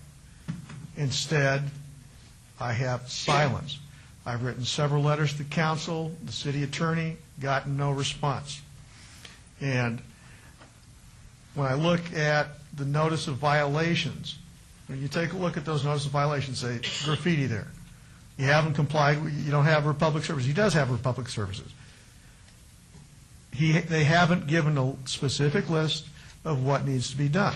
When I was out there, they said, well, look, this sign's gone, that sign's gone.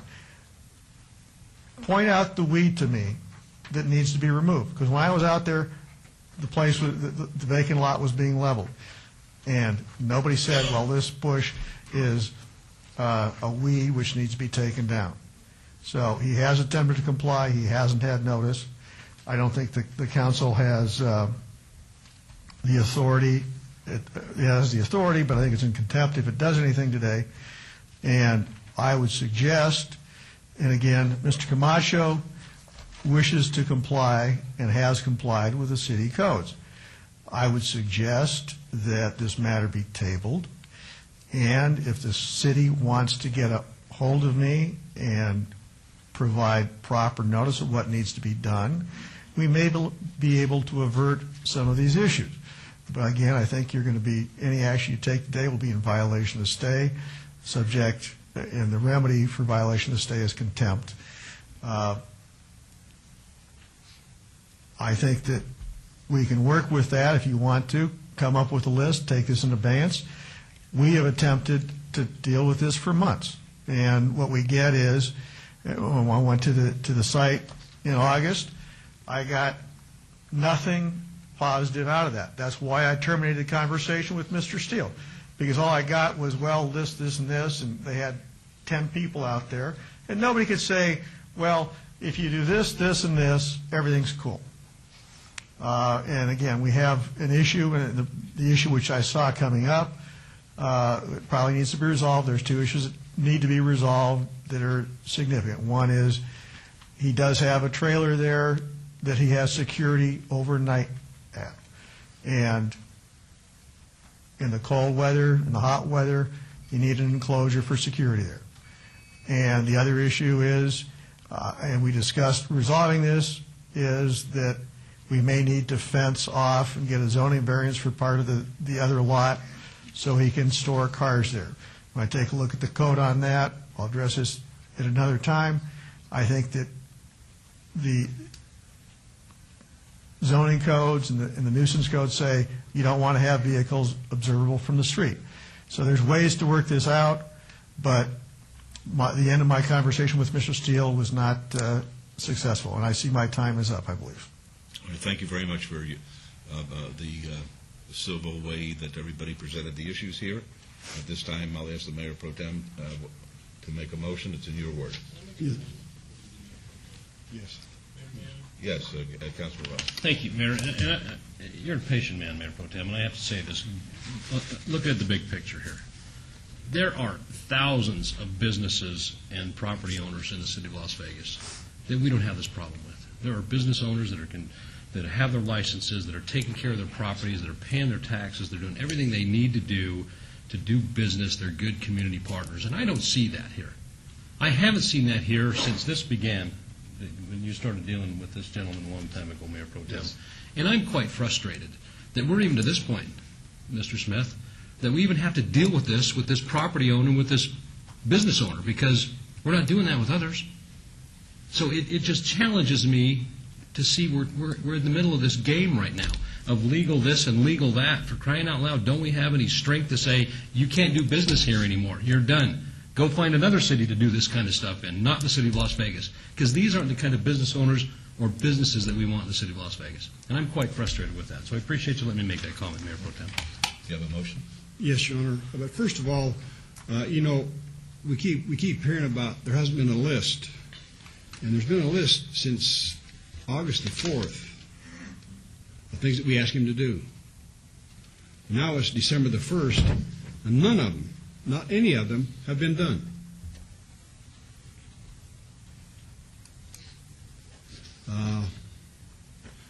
I feel like, that we keep going over this each and every hearing.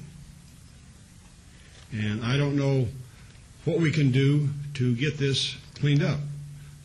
Staff has recommended that we put a 10-day time limit on this being cleaned up. I feel inclined to do that. As far as the civil penalties, my staff says we can invoke those. The daily civil penalties, yes, and I'm concerned about the money that we have spent as a city of Las Vegas. Each and every trip we go out there, we just keep getting further and further in debt on this property, and nothing's been done. And yes, there's a lot of things that we could do that haven't been done. We have tried, everything we can to get Mr. Camacho to come into compliance. And it just seems like we run around the tree, and we go run around the tree again. So today I'm going to follow my staff's recommendation of putting a 10-day limit on these nuisances to be corrected. I want to put this a list of 16 business things that have to be done on record. And make sure before Mr. Christopherson leaves today that He has he those. and his client have a copy of that. And Mr. Jervik, would you help me as far as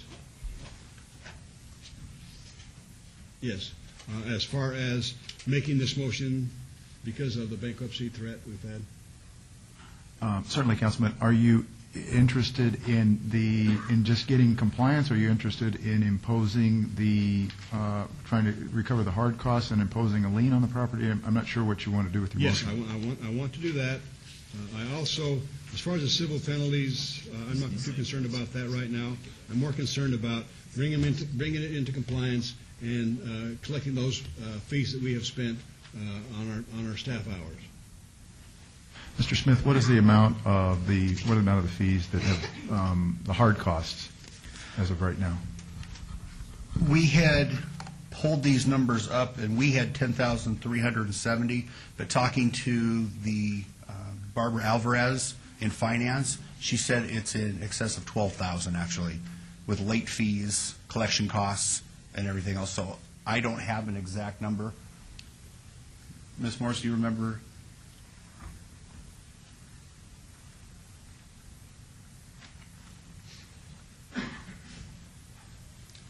Mayor, members of the council, Lisa Morris, Hibbler, Deputy Director of Neighborhood Services Department. There have been some additional failed inspections, but based on what was posted in the agenda, we have to go with $10,300 at this time. $10,300. I would want that in my motion, to put the lien on for $10,300 and to order them to comply with these problems that we have at this location in a 10-day starting tomorrow. All right. Now, at this time, so the record will reflect this, I'm going to provide through the clerk the 16 items, and there has been a correction on item 16. The number 45 is written in there, so there's no question about that. Please give Mr. Christopherson a copy, and let's make sure that his client has a copy as well. Well, why don't you give him this?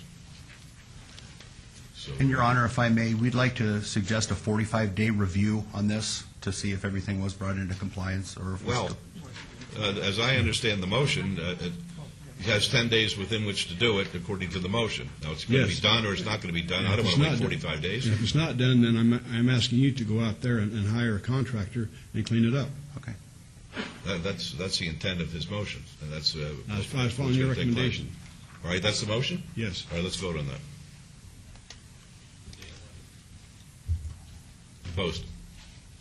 Motion carries. Now, if it's cleaned up in 10 days, great. If it's not, I want you to know that it's the city's intent to go in and clean it up for you. And the only way that's not going to take place is if some judge tells us we acted improperly. That's simple. Thank you. Thank you. Right. Thank you, Mr. Goodman. I got to follow your advice, what you told me on the property that day. Right. Well, Thank you. Let a judge decide this. Item 44 through 46 are on the consent agenda. They're considered to be routine. They're recommended for approval by the Department of Planning and Development. May I have a motion, please, to approve the consent agenda items 44 through 46? Yes, with all conditions, please. Thank you. That's the motion. Let's vote, please. Opposed?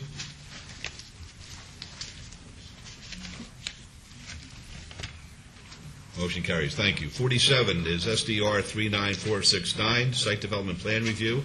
It's going to be a public hearing. Applicant is Team Ford, owner Ryan ME LLC, Appeal filed from the approval by the Planning Commission of a request for a site development plan review for a proposed 7,000 square foot car wash and mini lube facility on 18.6 acres at 5446 Drexel Road. This is in Ward 6. The Planning Commission and staff both recommend approval, subject to conditions. Yes, sir. Be kind enough to tell us who you are. Yes, Steve Olagus with Team Ford, address 5445 Drexel Road. And good afternoon, Councilman and Mayor. Very good. Be happy to hear from you, gentlemen. Mayor, Councilman Doug Purvis from Purvis Architects. I was the architect for the job. Good. You have anything you'd like to tell us? No, we're very proud. We spent a lot of money and time on trying to develop a beautiful piece of building here to add on to Team Ford to help take care of customers as far as quick lube and taking care of their vehicles in a timely manner. And I think when you see the architecture and all the stuff we did above and beyond, I think you'll agree it's a very beautiful state-of-the-art facility. Very good. Thank you. Yes, sir. There were some additional conditions based on the planning member attending the neighborhood meeting last night. One was a landscaping modification, a modification to the landscaping condition, which we will comply with. And the other one was the hours of operation, which we're happy to comply with. There was a suggestion that we eliminate the blower from the car wash, and that regretfully we're not able to do. Wait a second. Let's excuse me, sir. Did you finish? So we are in compliance with the two conditions. The suggestion we cannot comply with the elimination of the blower in the car wash. All right. Are there any questions of either gentleman? All right. Councilman Ross. Thank you, Your Honor. I appreciate you By the way, guys. excuse me, I'm sorry. This is a Okay. public hearing if anyone wants to be heard on this.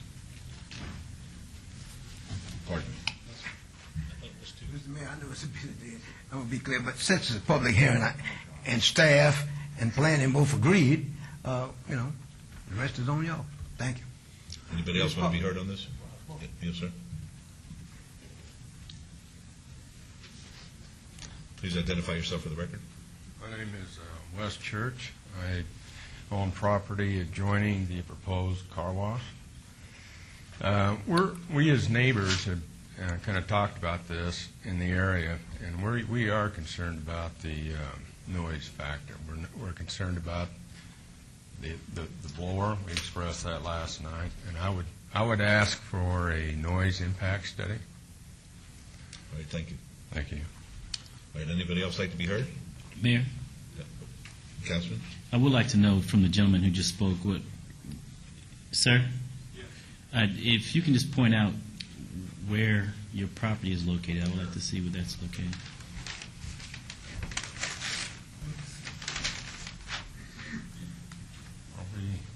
Is that on there? The overhead. It's on the overhead. It says subject property with a circle around it. Is that what you have in front of you? No, that's, I am right. Is it there? We need to go overhead. Oh.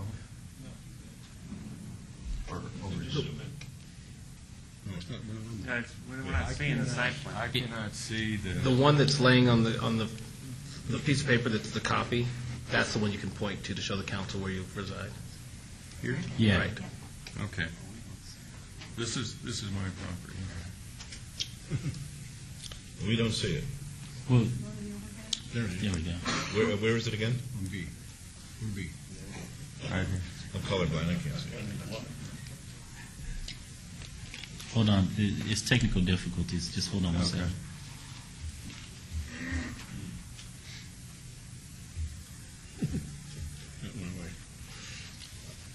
Okay. Okay. My property's right here. This is actually an aerial of the area. This is the site plan. I got it. This is where the facility's going. Yeah, we got it. Okay. Right. Thank you. So is that a residential property, sir? Yes. Okay. And is there a street?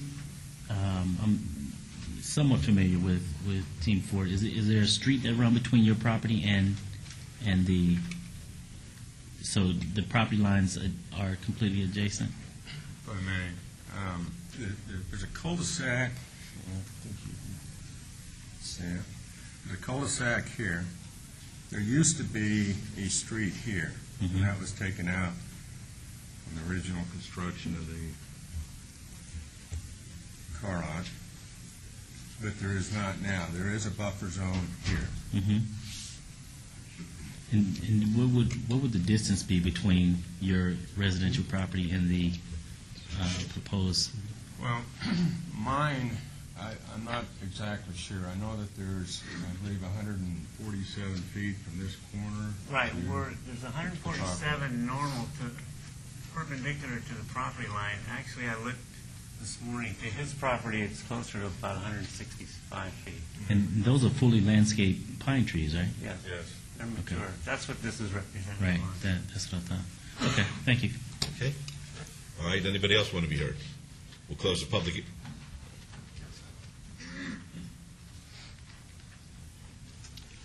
Please state your name for the record.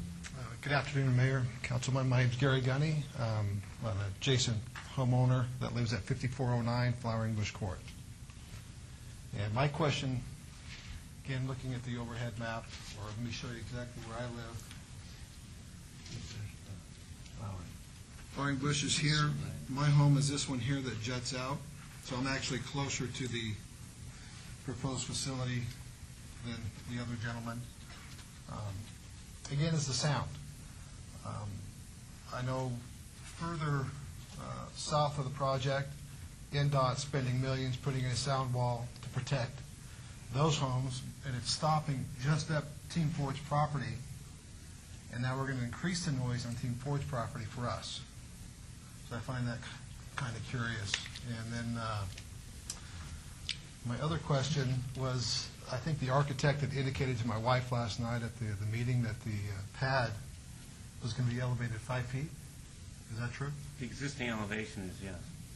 So from the existing pad, you're going to raise it 5 feet? No. That's the existing elevation. We had to do, the civil engineer had to do substantial grading. This slopes down towards this end, but the water Correct. slopes in that direction. But from this point down to here is about a 4-foot drop. That's So correct. we're dropping 4 feet here? From here to here, yes. 3 to 4 feet. So 4 feet down. So basically to here we'll be up 5 feet then. I don't have the exact numbers on it. So we have a 5-foot wall here, and we're raising this up 5 feet, so it's even with the We're not- wall. we're not raising the- we're not raising Well, the- wait, it's just the fellas, please. Talk to me. And then through me, the council will hear it. Okay? Why don't you tell the gentleman on the blue how high that's going to be off the ground? It's kind of hard without the grading plan, I understand that. Yeah.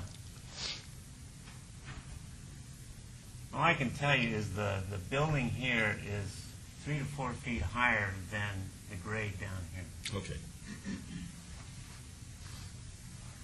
And we have a 5-foot wall that separates us right now. Okay. So, We got the picture. yeah, that would be my concern, and the noise. I understand, this economy, things are tough, and they're trying to improve the business, and I can appreciate that. My question would be, why don't we put it on the other side of the property? This particular piece just shows half of the property. The other side, there's plenty of room to add it there where it wouldn't really bother anybody. Okay, thank you. Good. All right, anybody else like to be heard? We'll close the public hearing. Councilman Ross. Thank you, Mayor.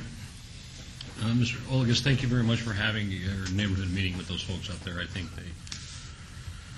well, we can't always make everybody happy, and it seems that every item in Ward 6 becomes a controversy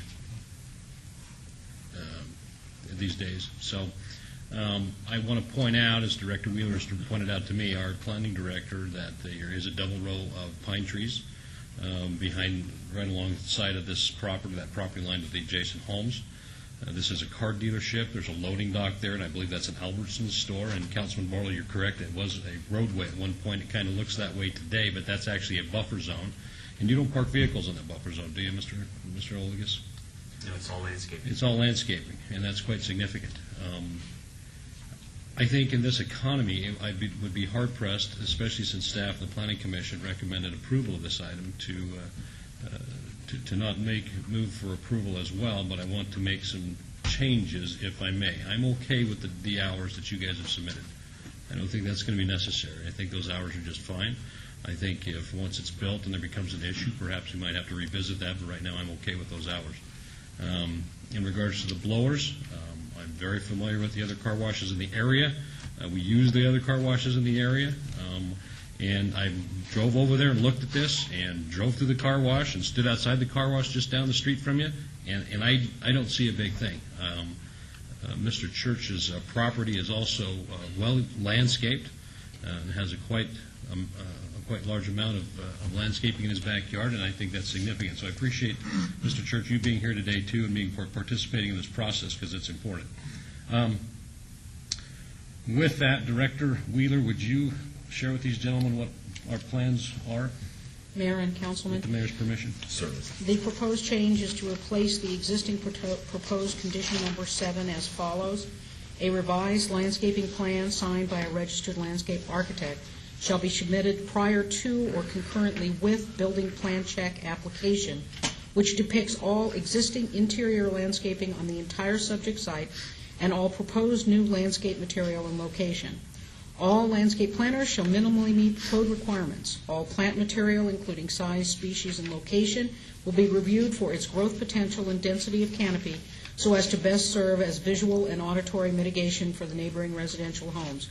The revised plan is subject to review and approval by Planning and Development staff. Auditory and visual mitigation. That's pretty fancy for putting some trees in there to protect these people from the noise and the views, and I think that's important. One thing we cannot take into consideration when we approve projects, whatever the application may be, is views. And I think that's significant, but we can certainly do our best. You're a good neighbor. You've been a good community partner, unlike some businesses in this community, and I think that's important to recognize. So with that, are you guys okay with that condition change? Yes. Yeah. And I want to ask you, Director Wheeler, sometimes if our code says you need to put 5-gallon plants in, and say an applicant chooses to put, 24-inch box trees instead of 5-gallon plants, is that a violation of our code?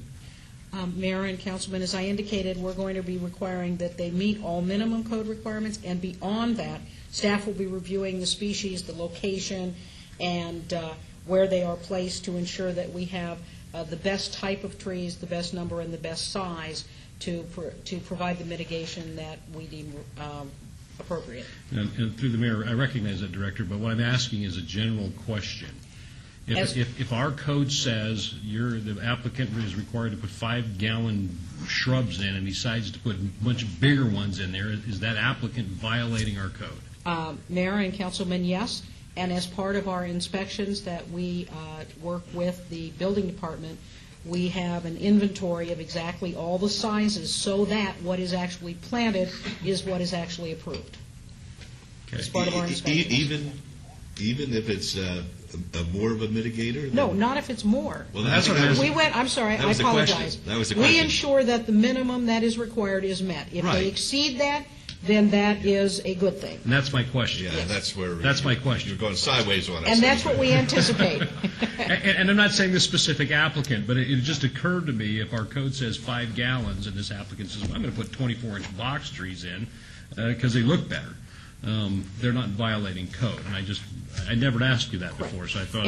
And in this case, we anticipate requiring in our review potentially larger and more plant material than the minimum. And Ms. Rogas, just so you know, the director and I met earlier to discuss some of those species of plants and trees that would work out and really help mitigate the sound and the sight of the building, so we can protect those homeowners, protect that neighborhood, because it's a challenging neighborhood. It's right there against the US 95, as the other gentleman just indicated.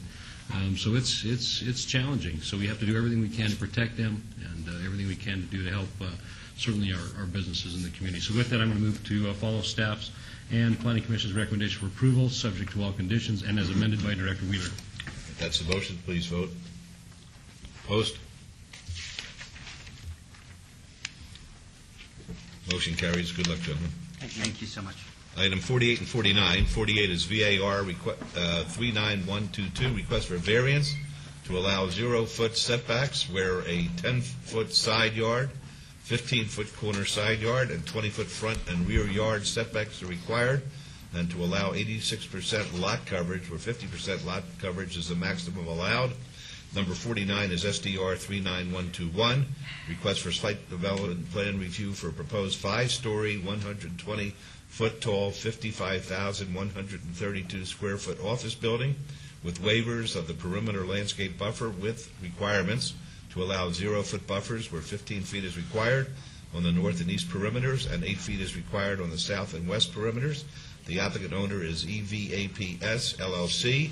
The project is located on 0.65 acres at 400 South 7th Street. The Planning Commission and staff recommend approval of both items. These items are in Ward 3, and they're public hearings, which I now declare open. Good Mr. afternoon. Brown. Jay Brown, Yes. I'm sorry, Mayor Goodman, please. Mr. Scott, I own property within the noticed circle area. What are my requirements? Councilman, if this action doesn't affect your property any greater or lesser than anyone else's, you may vote on this item. Thank you very much. I do have to disclose that fact, though, You do, right? yes. Okay. And what should my disclosure entail? The property address of my building? That you own a property within the notice area, and that this action won't affect your property any greater or less than anyone else's within that area, so that you're able to vote. Okay, and that's my disclosure, as stated by you. Thank you. Thank you. Jay Brown, 520 South 4th Street, representing the applicant. With me is Scott Brown, the architect for the project, no relation. And also in the audience is Robert Eglett, the applicant's principal. After working with staff and speaking with Councilman Reese, I believe the consensus is that this is a beautifully designed building and that setback and height are not really issues of any concern. The only issue of concern is the Pop Squire house on the property. Mr. Eglett fully understood the house's preservation was important to Councilman Reese and to the people in the community. He instructed me to work with the city, HPC, the Historical Preservation Commission, and others to remove it and have it preserved if at all possible. Unfortunately, after doing a lot of investigation, the costs involved were prohibitive. The Spring Preserve found that the cost to move the house alone would be about $350,000 plus an additional $150,000 for a new foundation and to bring in utilities. Because of the desires of Councilman Reese, Mr. Eglett will be pleased to work with the city and HPC to instead do the following three things as a condition of approval, and I'd ask Director Wheeler to read those conditions into the record. All right, Ms. Wheeler. Mayor and Council, the additional condition would read that the owner shall fund the digitizing of the Historic Las Vegas Age newspaper for online accessibility. The Historic Preservation shall provide assistance and/or guidance to facilitate the completion of this task. The owner shall fund an interpretive bronze plaque and other interpretive elements to be placed at the exterior and within the interior of the new building. The Historic Preservation Commission will approve the language and images for interpretive elements. The owner and the Historic Preservation Commission shall work with interested parties to salvage significant architectural elements from both buildings to be demolished, 408 and 400 South 7th. The Historic Preservation Commission will approve a salvage plan. The total cost of all actions is not to exceed $25,000. And with that, I'll turn the microphone over to Mr. Brown so that he can show you his beautiful work and the landscaping of which we're all very proud. Very good. Mr. Brown. Good afternoon. Scott Brown, Design Cell Architecture, 10777 West Twain. Briefly, just wanted to go over the design of the building. Robert came to us looking for a very traditionally designed building to mimic some of the civic buildings you'd see in Philadelphia, for example, similar to our post office building downtown, and which works great because we're in the Las Vegas High School Historic District, being right across the street. The building also mimics some of the architectural cues and elements that you find on the old Las Vegas High School campus. As far as the setbacks are concerned, if we design this building according to the current setbacks, front, rear, and side, and being on the corner lot in the alley, the property simply wouldn't be developable. And so we've designed the building more in line with the Centennial Plan, which boundary is about a block away. And as far as the waiver of landscape is concerned, with regard to the setbacks, we don't necessarily comply with the letter of the landscape code, but we've done some items to increase the landscaping. We've spaced the trees 14 foot on center where 20 foot on center is required, and we've also put trees up on the podium level, so we're going to have a layered landscape effect. So I believe would more than exceed the intent of the landscape code and for this project. As far as the design elements are concerned, we have a brownstone looking traditional building, stone veneer for the base, stone elements, balustrades, and cornices, and an aged copper dome. And with that, I'd be happy to answer any questions. Your Honor, if I could. Yes. Mr. Brown, if you would, please. Could you show us where your lobby's at? Yes. The lobby is located on the corner of 7th and Chef Andre Rocher. And basically, it's I'm about sorry, right. we got the same problem here. Okay. Could we go to the overhead, please?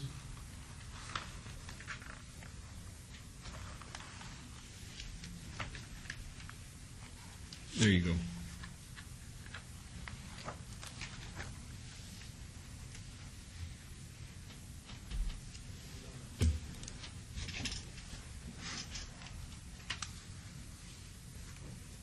Show us where your foyer is going to be, please. Okay, 7th Street is here, Chef Andre is here, and then the entrance to our building is located near the corner, and here's the front door, and then here's the lobby as well, and which is near the footprint of the Pop Square. Explain to them how high it's going to be and what it's going to be made of. Okay.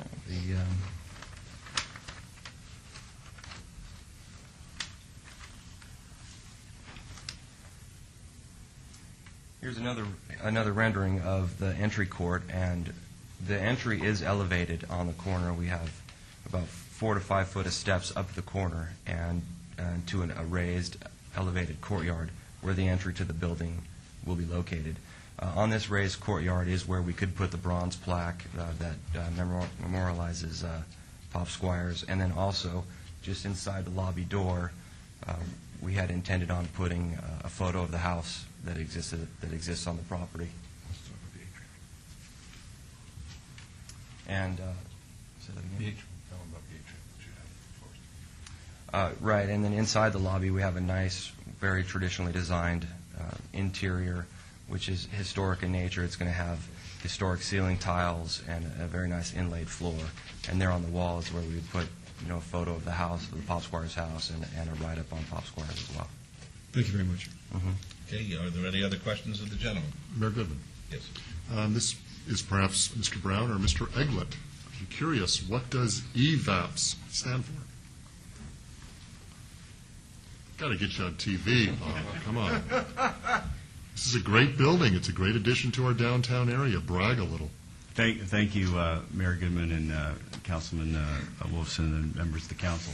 EVAPS is a limited liability company that stands for Eglett, Vanna, Adams, Prince, and Schwartz, which are this is a completely owner-occupied building. It is 5 law firms and a private investigators firm that's going in there.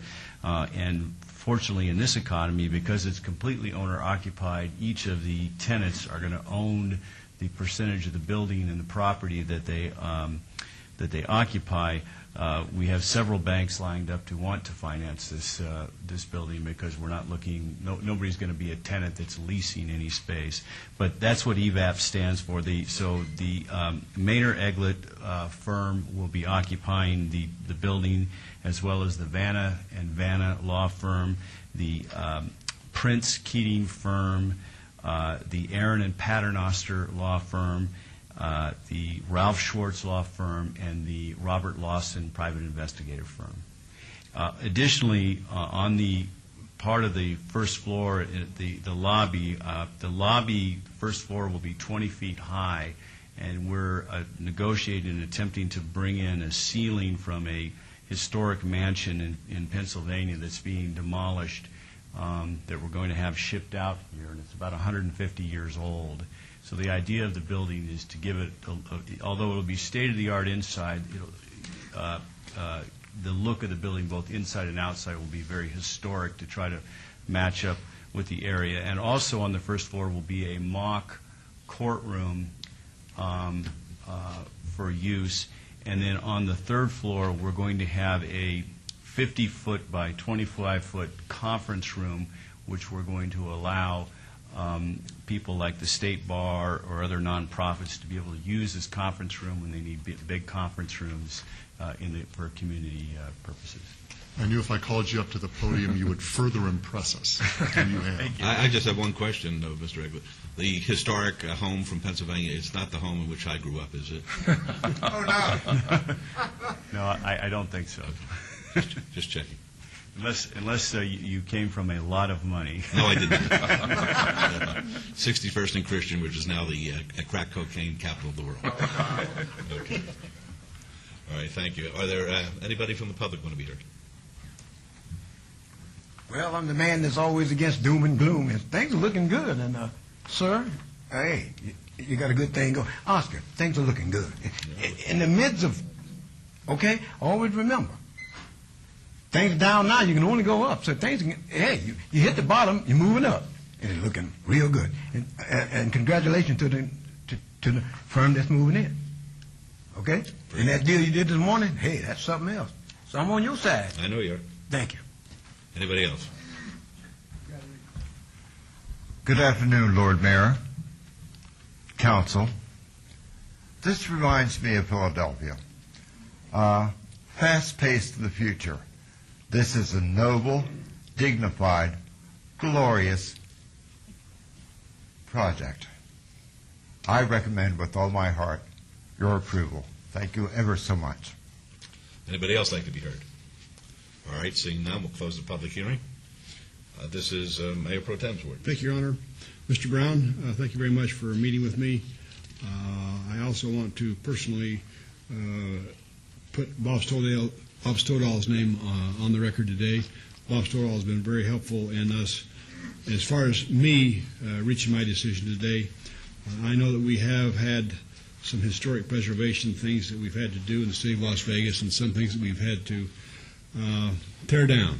And it always breaks my heart to tear down something that, to me, has been instrumental in what we do here in the city of Las Vegas. I asked Mr. Brown to check in about having this moved. They did that. It is cost prohibitive. I think what we're getting here in our downtown is great. I think it's greater than what we have there today. I have not heard from any of the neighbors, historic preservation neighborhoods that live in and around this time. I have had 2 calls asking me to please approve it. People that live in the neighborhood, and so I look at this, and then I look across the street at the old Vegas High School, the Las Vegas Academy. And it kind of coincides. It also kind of leads us into our downtown. We're not too far from the federal building. It's a tremendous asset. And my hat's off to those people that are going to put their money, as the mayor says, where their mouth is. And it's great. It is going to be a good addition. And I approve of those conditions that have been added. I ask that we do all we can. If people do have questions, that we answer their questions the best way we can and show them why we're doing what we're doing. And I think we have justified their concerns. So with that, Your Honor, I'm going to make a motion to approve item 48 with all conditions. Thank you. I'd just like to say that today has been a very special day in the city of Las Vegas as a result of what took place this morning, and we've been referencing various projects that we have in our downtown area where the architecture is extraordinary. The Gehry designed Lou Rouveau Brain Institute, the David Schwartz designed Performing Arts Center, and Discovery Children's Museum, and this goes down with it. This is a classical building that will be there for a long, long time and make us very, very proud that it is in the heart of our city. So, Mayor Pro Tem, yes, certainly have my support. It's not costing us a penny. Which is amazing that they haven't asked for anything. Let's vote quickly. Okay, please vote. Excuse me, does that new condition go on 48 or 49? 49. 49. All right, that's a motion on 48. Let's vote, please. Opposed?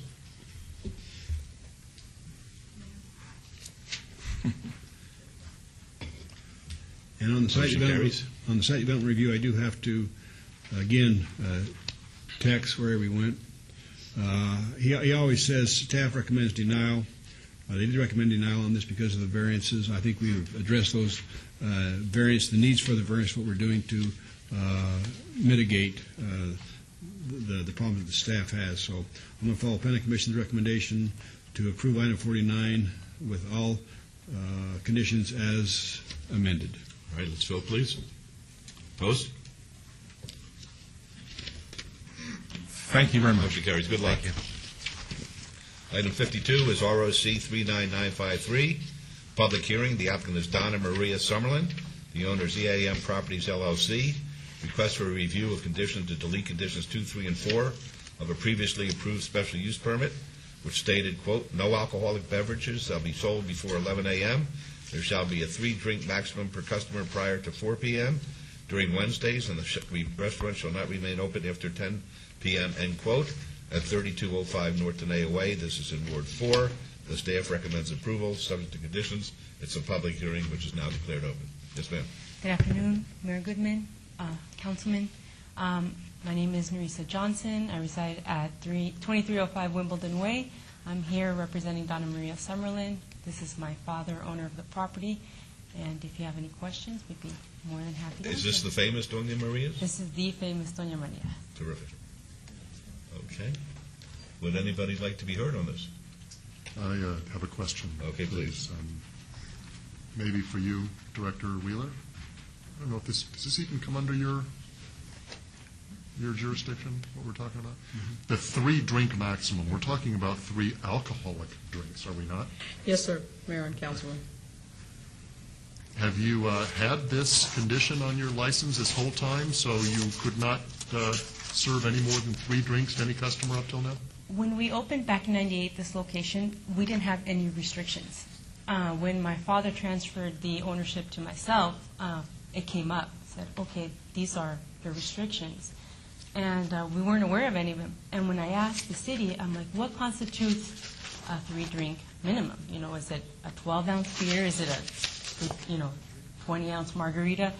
They weren't able to respond. They weren't able to give me an answer. And I'm like, well, if the city can't help me explain to my staff what constitutes this, and they recommended we follow the chain of command and see what we could do, because I guess there's no ordinance on how to apply this restriction. Okay. All right. Any other questions? Public comment? Just one correction to you, Mayor. Now, you did say that staff approved, but it's the other way around. Staff disapproved, and planning approved, whatever, don't matter. The objective is, this sounds like a good family-owned business and been around for a long time. So whatever little doodads that's going on, hey, these people are in business. We want them to stay there and grow. Okay? Approve it, please. Thank you. The record should reflect that the staff recommends approval. I'm not going to ask martinis. Three of them?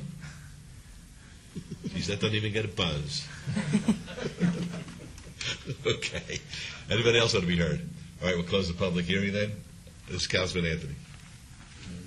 Thank you, Mayor. My motion is to approve. Thank you. Okay, let's vote, please. Opposed? Motion carries. Good luck. Thank you. You're welcome. Okay, item 53, Madam Clerk, would you please set the public hearing dates and appeals from the City Planning Commission meetings and dangerous buildings or nuisance litter abatements? Thank you. And now we'll go on to 54. This is citizens' participation. Public comment during this portion of the agenda must be limited to matters within the jurisdiction of the City Council. No subject may be acted upon by the City Council unless that subject is on the agenda and is scheduled for action. If you'd like to speak to us, please come up and state your name, and we'll put the 3-minute timer on, okay? Yes, sir. Yes, my name is Hector Camacho, 1501 South Maryland Parkway. I just come back to asking for something. I've been sent Freedom Information Act. I don't have a copy, but you can read it if you want. I'm going to take a copy and give it to the clerk for the investigation for fraud on Devin Smith. The investigation was finished. I asked them for a copy of the investigation for fraud. They never been supplied to me. I've been calling the the police officer or the or lieutenant or whatever the title of the noise, and they never give me. Okay, I would like to get the copy because I need it.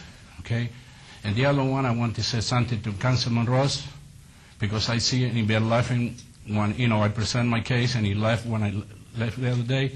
Maybe you're right. Maybe I don't deserve to be in City of Las Vegas, but let the judge to decide if I deserve it or not. But maybe, you're laughing again, but it's not funny, because you're going to be probably, I've been reading you're a good family person, I was reading the Review Journal. Maybe my English is not the best, but I follow everything what is going in the state. I've been in Vegas for 35 years, okay? There is a lot of stuff that was not done. I'm going to say only this one to not hear my case. It's because I sent a letter to Mr. Goodman, I sent a letter to Gary Ruiz to try to mediate, to meet with people. But what happened with Mr. Steele don't want to deal with nobody. They want to hear me, okay?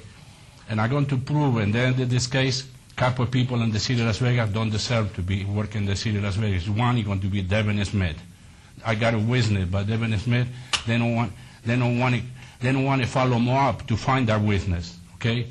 And I don't blame you because you're only part-time. I wish it be something to be done to have a full-time councilman and the staff. You're only working 8 days, less than 8 days a month, okay? If you're going to be the next mayor, or maybe it can be this person, okay? And personally, I'm going to ask you to watch the movie Gran Torino. That way, or maybe you're watching, maybe you're wrong and you're thinking. And I think you're a good person, but you don't know all the facts, okay? You're going to be surprised at the end. This is coming. There's a lot of stuff has been done wrong. I know I give you a little bit of headache, and I can still call my friend, because even when it's no more councilman and he going to his little town where to leave or retire, I'm going to be looking for him. I know this is business, but please don't think I'm crazy. I know what I'm doing, and I just want fair people treat me fair. If you want it back, I don't think you ever looked at the paper I gave it back to you. I think you just handed it to Steele. Ask Steele what he wanted when Paul Wilkins got fired. He was working in the building department. Okay, Paul Wilkins violated on my civil right, and if you give me time, this one, just little bit of time, and I'm going to prove every time that he did something wrong to me, the law has been changed. Okay, everything on it. But please, don't left because the broken English or other people. If you're going to be a mayor, I hope you'll be a good mayor like Mr. Goodman was. Right. Okay, thank you. Next, please.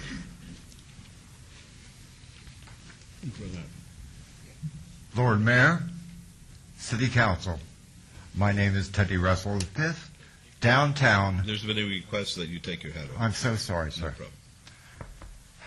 Terrible haircut. I do them myself.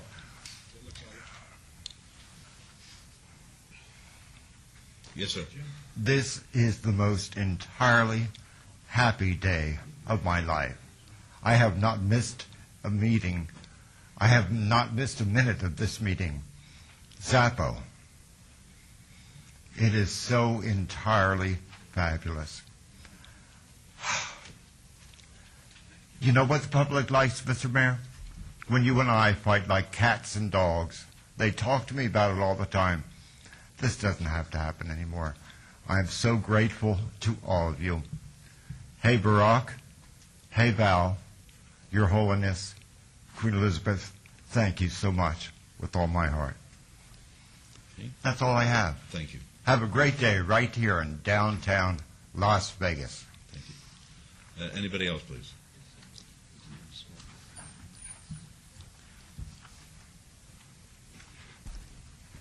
Good afternoon, Mayor, Good afternoon. City Council, ladies and gentlemen. My name is Shu Zhenling. This is my master, Guanglong. The world's biggest J Buddha is travel over the world, and on December 18, coming to the town, and we would like to represent the Asian communities and sincerely invite mayor, city council members participate our December 18 to 2 p.m. For the great opening. This J. Buddha even just travel over the world 1 year, but already tracked more than 5 million people of the world come to worship. And during our about 1 month exhibition, we have a lot of activities, like have more than 50 Buddhism monks come to press for the world peace and do the chanting and blessing our Las Vegas city. And where will this be? It's the Orleans parking lot. You have to give us your name, please. Yandy. Okay, and this will be at the Orleans Yes, sir. at 2 o'clock on 225. December the 18th? 225 on 225. December 18. All right. And would you like to show us the poster that you have? Would you put that there and we'll have it on the overhead? Oh, there we go. Okay, Yeah, that's and very nice. Mr. Mayor, this J. Buddha from Australia is touring the world, and this year is in the United States, and this is touring California and other city.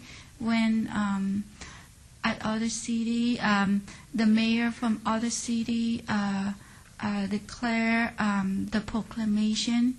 Like, for example, in San Diego, California, on February 7, that was the first day that the Buddha was there. On February 7, 2010, and declare proclamation And for the believe me, if you provide my office with the information, Yes. and do If it we as may. quickly as possible, please, we'll have a very nice proclamation for you welcoming the J. Buddha to our community. Yes, thank you. And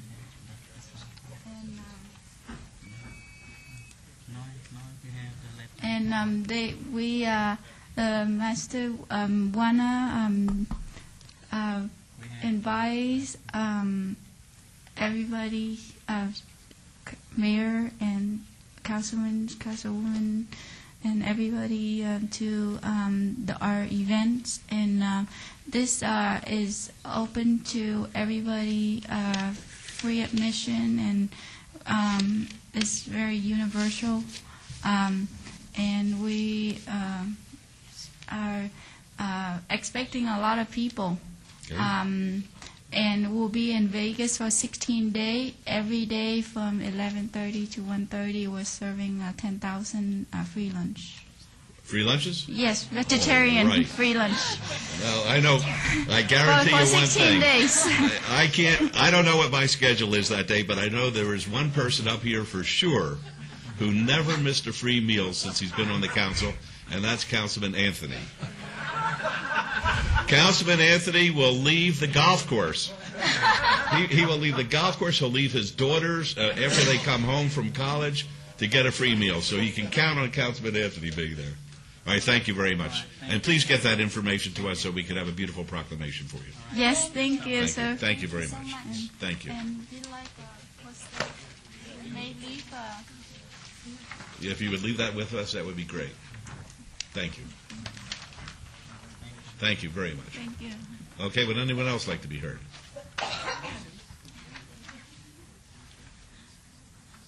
Hello, my name is R. Joshua Collins, also known as the Lord Jesus Christ. As many of you know, the name Jesus comes from the name Joshua Yeshua. I have a scroll here. I don't know if you can get the camera on this. Is it possible just to explain real quickly about the end times? Can you get the camera on this? If you put it on the overhead, we'll do our best to get it. There you go. Is it on there? Yeah. It's not as clear as I'd like it. Because it's not on this screen here. Is it even on? Oh, okay. Yeah. Unfortunately, you can't zoom in too good. Doesn't look like. But anyways, those of you that are, Christians or so-called Christians, I should say, because without faith in me, you're not a Christian. I'd like you to know a lot of people are looking in Israel for the end time events to happen. But what you need to know is in Exodus 4:22, The scripture says, "And thou shalt say unto Pharaoh, Israel is my son, even my firstborn." And so those end time prophecies are being fulfilled in the Messiah and the second coming. That's the Israel that you should be looking at, not the country. 7-year tribulation period for Israel. And then Ezekiel 39:9, you see Israel is burning the weapons of Gog and Magog for 7 years. Now, Armageddon, the battle between Israel and Gog and Magog already happened. That was the trial that I won recently. It showed on Fort Master Street.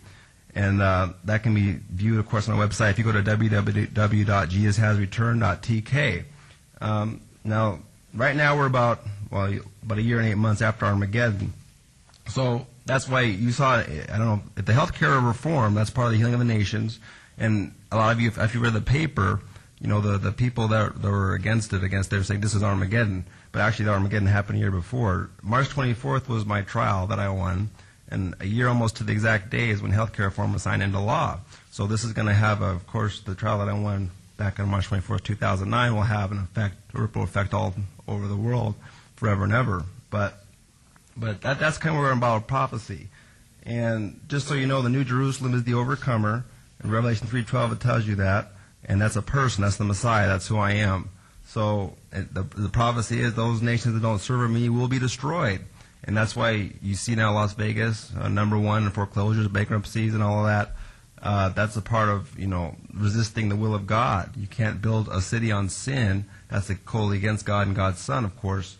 And I've been arrested 31 times just in the city for preaching the for the homeless, just like Joshua fought 31 battles in Canaan. And, you know, but now a lot of good things are, of course, happening for the kingdom of God, but not to those in Gog and Magog and Babylon and all that. So Revelation 18:11, it shows you the merchants will weep because no one buys their cargo anymore when the Messiah comes back. So that's just a little brief overview of end-time events. If you have any questions, I plan to be on Fremont today. I hope to see you there. Bye-bye. Thank you. Would anyone else like to be heard?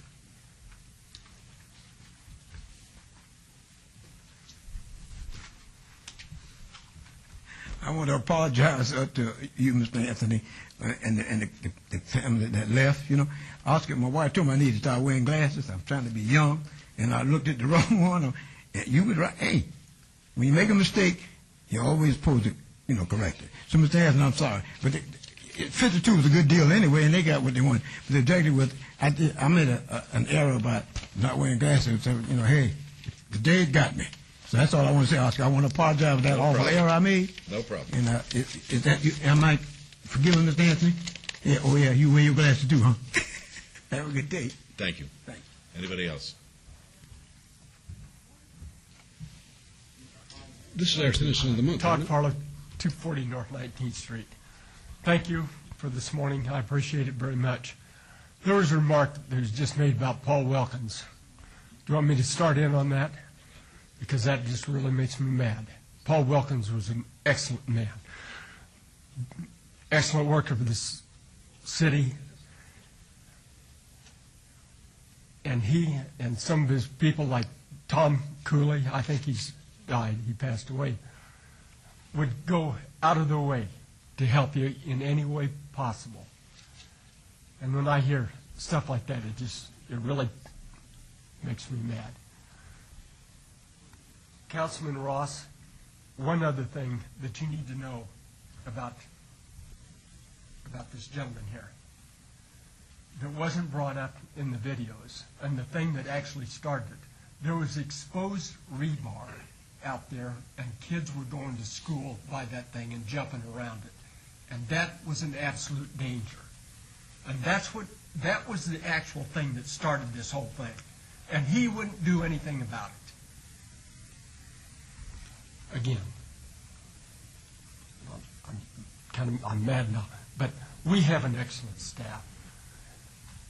And in all my dealings with the city, I have never, ever had any of the staff member that wouldn't go out of their way to help you. And you'll never see this in any other city. I want to close with one thing about that Zappos. I know nothing about the operation itself. The teenage kids say that if you don't have the internet, you don't understand it. But Their offices right now are out in the Greenspan area out there by the office of the attorney for injured workers. So I met him. The thing that really impressed me about that company, if you go around there, all of those people, when they're outside in that, they're all uplifted, you know, and I don't know what, that shows an excellent management, because the workers are not that happy if the management is not. And to bring those people in the downtown area, that's exactly the type of people we're looking for, and we're going to hit it off. I just know it. Thank you very much. I know you're a big reader, and I'm going to make a recommendation to you. Mr. Shea, who is the CEO of Zappos, wrote a book which is now, I think, in its 23rd week on the bestseller list of the New York Times, A Road to Happiness. And what he does is he writes, here it is, Delivering Happiness. And what it does is it sets forth his formula as to why those folks are uplifted. So, do I still have a minute? Margot gave me a copy. Oh, good. Yeah. Well, read it. Let me see real quick. This is something different. Yeah, well, here's a copy here. No, it's regarding happiness. And Time Magazine, a few weeks ago, had an article that it says that it takes about $75,000 a year to be happy. There's a lot of people that can be happy for a lot less than that. It depends on the place you are and the circumstances you work under, and it goes on and on. Well, as far as I'm concerned, when I wake up and I get out of bed in the morning, I'm happy. Yeah, absolutely. And living in this city makes me happy. There. Read that. I will. Like it? Thank you. Yes. Good. We're good. Okay, very good. That's great. Okay, anybody else? Oh, I just need, Todd, that Mr. Ross gave you that book. Oh, thank you very much. Read it and bring it back to me so I can read it too. I was starting to read it, but you took it. I want you to read it first, okay? Tell me all about it. Okay, we're going to move on to item number 55. This is council member recognition. Any member of the council wish to speak under this portion of the agenda? Okay, we'll go with council. We'll go this way then. Councilman Nancy, then Councilman Ross, Mayor Pro Tem. Thank you, Mayor. I want to invite everyone to an event in Ward 4. It's a free holiday movie. It's going to be Friday, December 3rd at 5 p.m. at Police Memorial Park, which is located at 3250 Metro Academy Way, which is right behind the Northwest Area Command on West Cheyenne. It's free, and the movie is How the Grinch Stole Christmas, which is a very fun movie, but even better than that, I'm going to actually have the Grinch out there in full costume. If you're a kid, or I guess if you're a parent too, you can get your picture taken with the Grinch. We'll print out the picture right there and give it to you, so you can get your picture taken with the Grinch, watch the movie. We're going to have hot chocolate, cookies, popcorn. Everything's free of charge. What I would like to ask of you, though, is if you can bring an unwrapped toy or some canned food. A wrap toy. No, it's actually, they want it unwrapped because they have to see what the toy is in order to decide which kid to give it to. So that's why they're always, I learned that after our last meeting. So okay, we want it unwrapped because they know whether to give it to a boy or a girl or what age. The toys are going to go to the U.S. Marine Corps Reserve, which has been collecting toys since 1947. And we have some place to give the canned food. So please come out. It's going to be a lot of fun. It's in the park. It's a little nippy, so bring some blankets with you. But we will keep you warm. It's Friday, December 3rd at 5 p.m., right behind the Northwest Area Command on West Cheyenne at Police Memorial Park, and hope to see you there. Thanks. Thank you. Councilman Ross. And then the next day, Saturday, December 4th, is the annual Cowboy Christmas. And this year, Mayor and council members, we are featuring a classic car show. So I'd like to invite everybody out to Floyd Lamb at Tule Springs Park, 11 a.m. to 2 p.m. this Saturday. There will be a petting zoo, hay rides. Santa will be there so the kids can get their pictures taken, and some of the grown-ups and the Grinch can come too. To see Santa Claus. But of course we'll have craft vendors, and you can go Christmas shopping out there and do all that great stuff. We're going to have the high school kids and the junior high school kids providing holiday music on our stage out there at the Cowboy Christmas. Of course, as every year, we have the United States Marine Corps Reserve out there collecting Toys for Tots. Again, unwrapped toys and some canned food for the Toys for Tots drive as well. So I look forward to seeing everybody out there. It's going to be a lot of fun. So movie night, and then Saturday, Cowboy Christmas at Tule Springs. Very good. Madam President. Yes, Your Honor. This year, because of the budgets that we have, or the budget problems we're having, we're just going to have one of our, we didn't have our Thanksgiving dinner, we're not having our Christmas dinner, we're having a Thanks Christmas dinner. And it's going to be next Monday down at the East Las Vegas Community Center from 12 to 2. I'd like to ask the council members to please come down if you have time. It might be the last one we have for a long time. It's for the seniors. The seniors love it. Chrissy and her group do a fantastic job preparing this. A lot of work goes into it. I know we've had two for the last 5 years. This year we're just having the one. I know that the seniors are going to really appreciate themselves this year. They're going to have a good time, and it's next Monday at from 12 to 2 down at the East Las Vegas Community Center on Stewart. And I would invite any seniors that are out there watching, listening. If you have any concerns or questions, give me a call at 229-6405, and I'll make sure they get a ride. Thank you. Thank you. Councilor Barlow? I'm ready. Thank you, sir. You're welcome. I thought I was ready.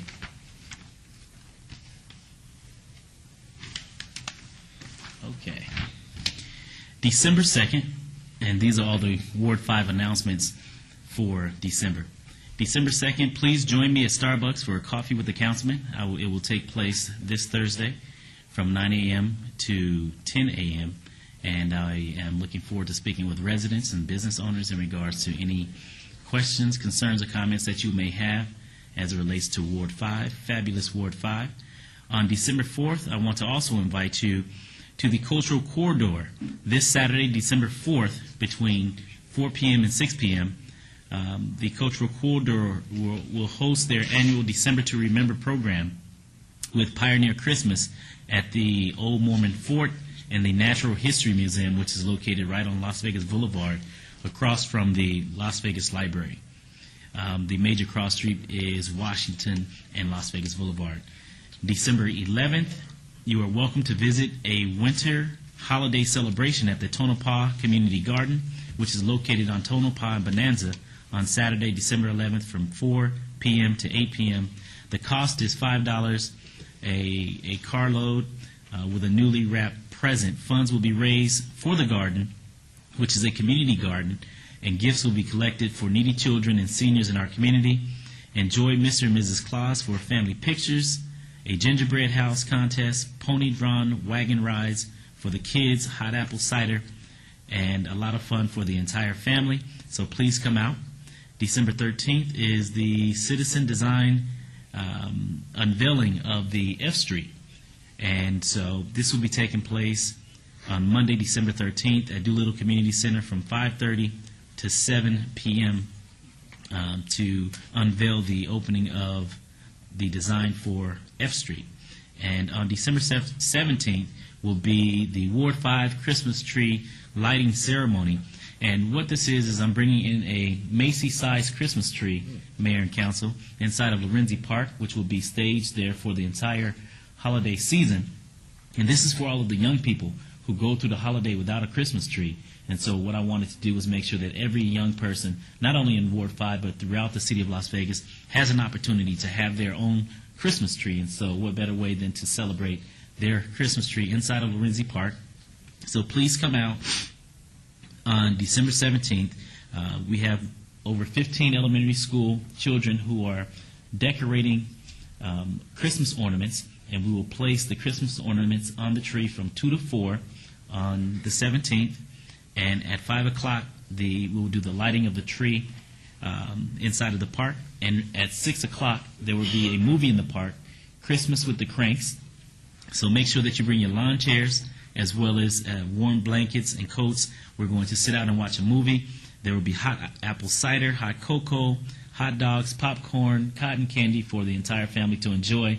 So please come out on December 17th for the Ward 5 Christmas tree lighting ceremony inside of Lorenzi Park. Thank you. Thank you. Councilor Wilson. Thank you, Mayor Goodman. I have three quick things to talk about. First of all, I want to talk about another missing child. I'm very pleased to say that 6 of the 12 children that we have been able to highlight in the last few months have been located. This is a great number, and I want to thank everyone in the community for their assistance in finding these missing children. The more people looking for these kids, the better chance we have of returning them safely to their family. You can see on the screen that today's child is 15 years old, has been missing since October 23rd of this year. Her name is Elisa Paradis. She's 5 feet 3 inches tall, weighs 99 pounds, brown eyes, black hair, has a large mole below her right eye. She is a runaway and was last seen at Clark High School. She was wearing blue jeans, a white shirt, black and white scarf, red jacket, and black shoes.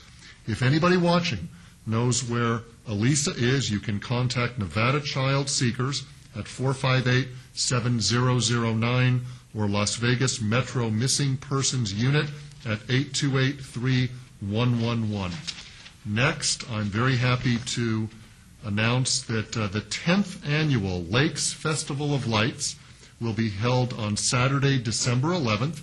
This is a festival that's off West Sahara and Lake Sahara behind the large Citibank building. The festival starts at noon. The light boat parade begins at sundown. This year, Alicia Jacobs is the Grand Marshal for the event. We have a lot of other special people out there, Santa Claus, another car show, food, music by our local school choirs. Admission is free and the festival is open to everyone. For more information, you can contact my office regarding the Lakes Festival of Lights or go on their website, which is festival.lakesassociation.com. And then finally, this is kind of a special announcement. I kind of hesitated to do this, but if anybody at the Silver Sky Assisted Living Facility, which is in Ward 2, is watching, I am very pleased that for the 3rd year in a row, we are going to have a holiday lunch. And this is a private function. This is something that my office does for the great seniors out at the Silver Sky Assisted Living Facility. No city funds are spent. It's only my money that I put up to treat some great senior citizens to a great holiday lunch. And for the 2nd year in a row, we're going to have some City of Las Vegas firefighters come out, help serve the seniors, and this year we're going to have a karaoke machine, and we're going to ask the firefighters to sing traditional songs. And we did it last year without the karaoke machine, and it was a big hit, and these seniors love it. So it's coming up. If you're at Silver Sky, get ready. We're only about 10 days away. Mayor, may I Thank ask the councilman a question? I do not sing. I was going to ask you, are you going to sing? That's what I want to know. That's why I have the firefighters come out, because I have no singing. Well, I was going to suggest if you were going to sing, I would come too, and we could do a duet. If we did that, Councilman Ross, there wouldn't be a 4th annual. There certainly wouldn't be, would there? Well, all I could say is none of these parties seem attractive to me. A pop, soda. We got assisted living, though. Forget about this Assisted stuff. living. I want a real man's party. This is some quick announcements. Tonight at 4 o'clock, as a matter of fact, I'll be out over in Fremont Street. We're going to light the holiday menorah for Hanukkah is celebrating its first night tonight, and then I'm leaving there and going up to Opportunity Village and lighting the menorah there. And then on Saturday, out of Town Center, there's going to be the Great Santa Run, and we'll probably have over 7,000 to 8,000 people there and break the Guinness World Record. So I'm looking forward to that as well. So let's all enjoy the holidays, be safe, drive safely, be healthy, and let's look forward to a very prosperous year to come. Meeting's adjourned.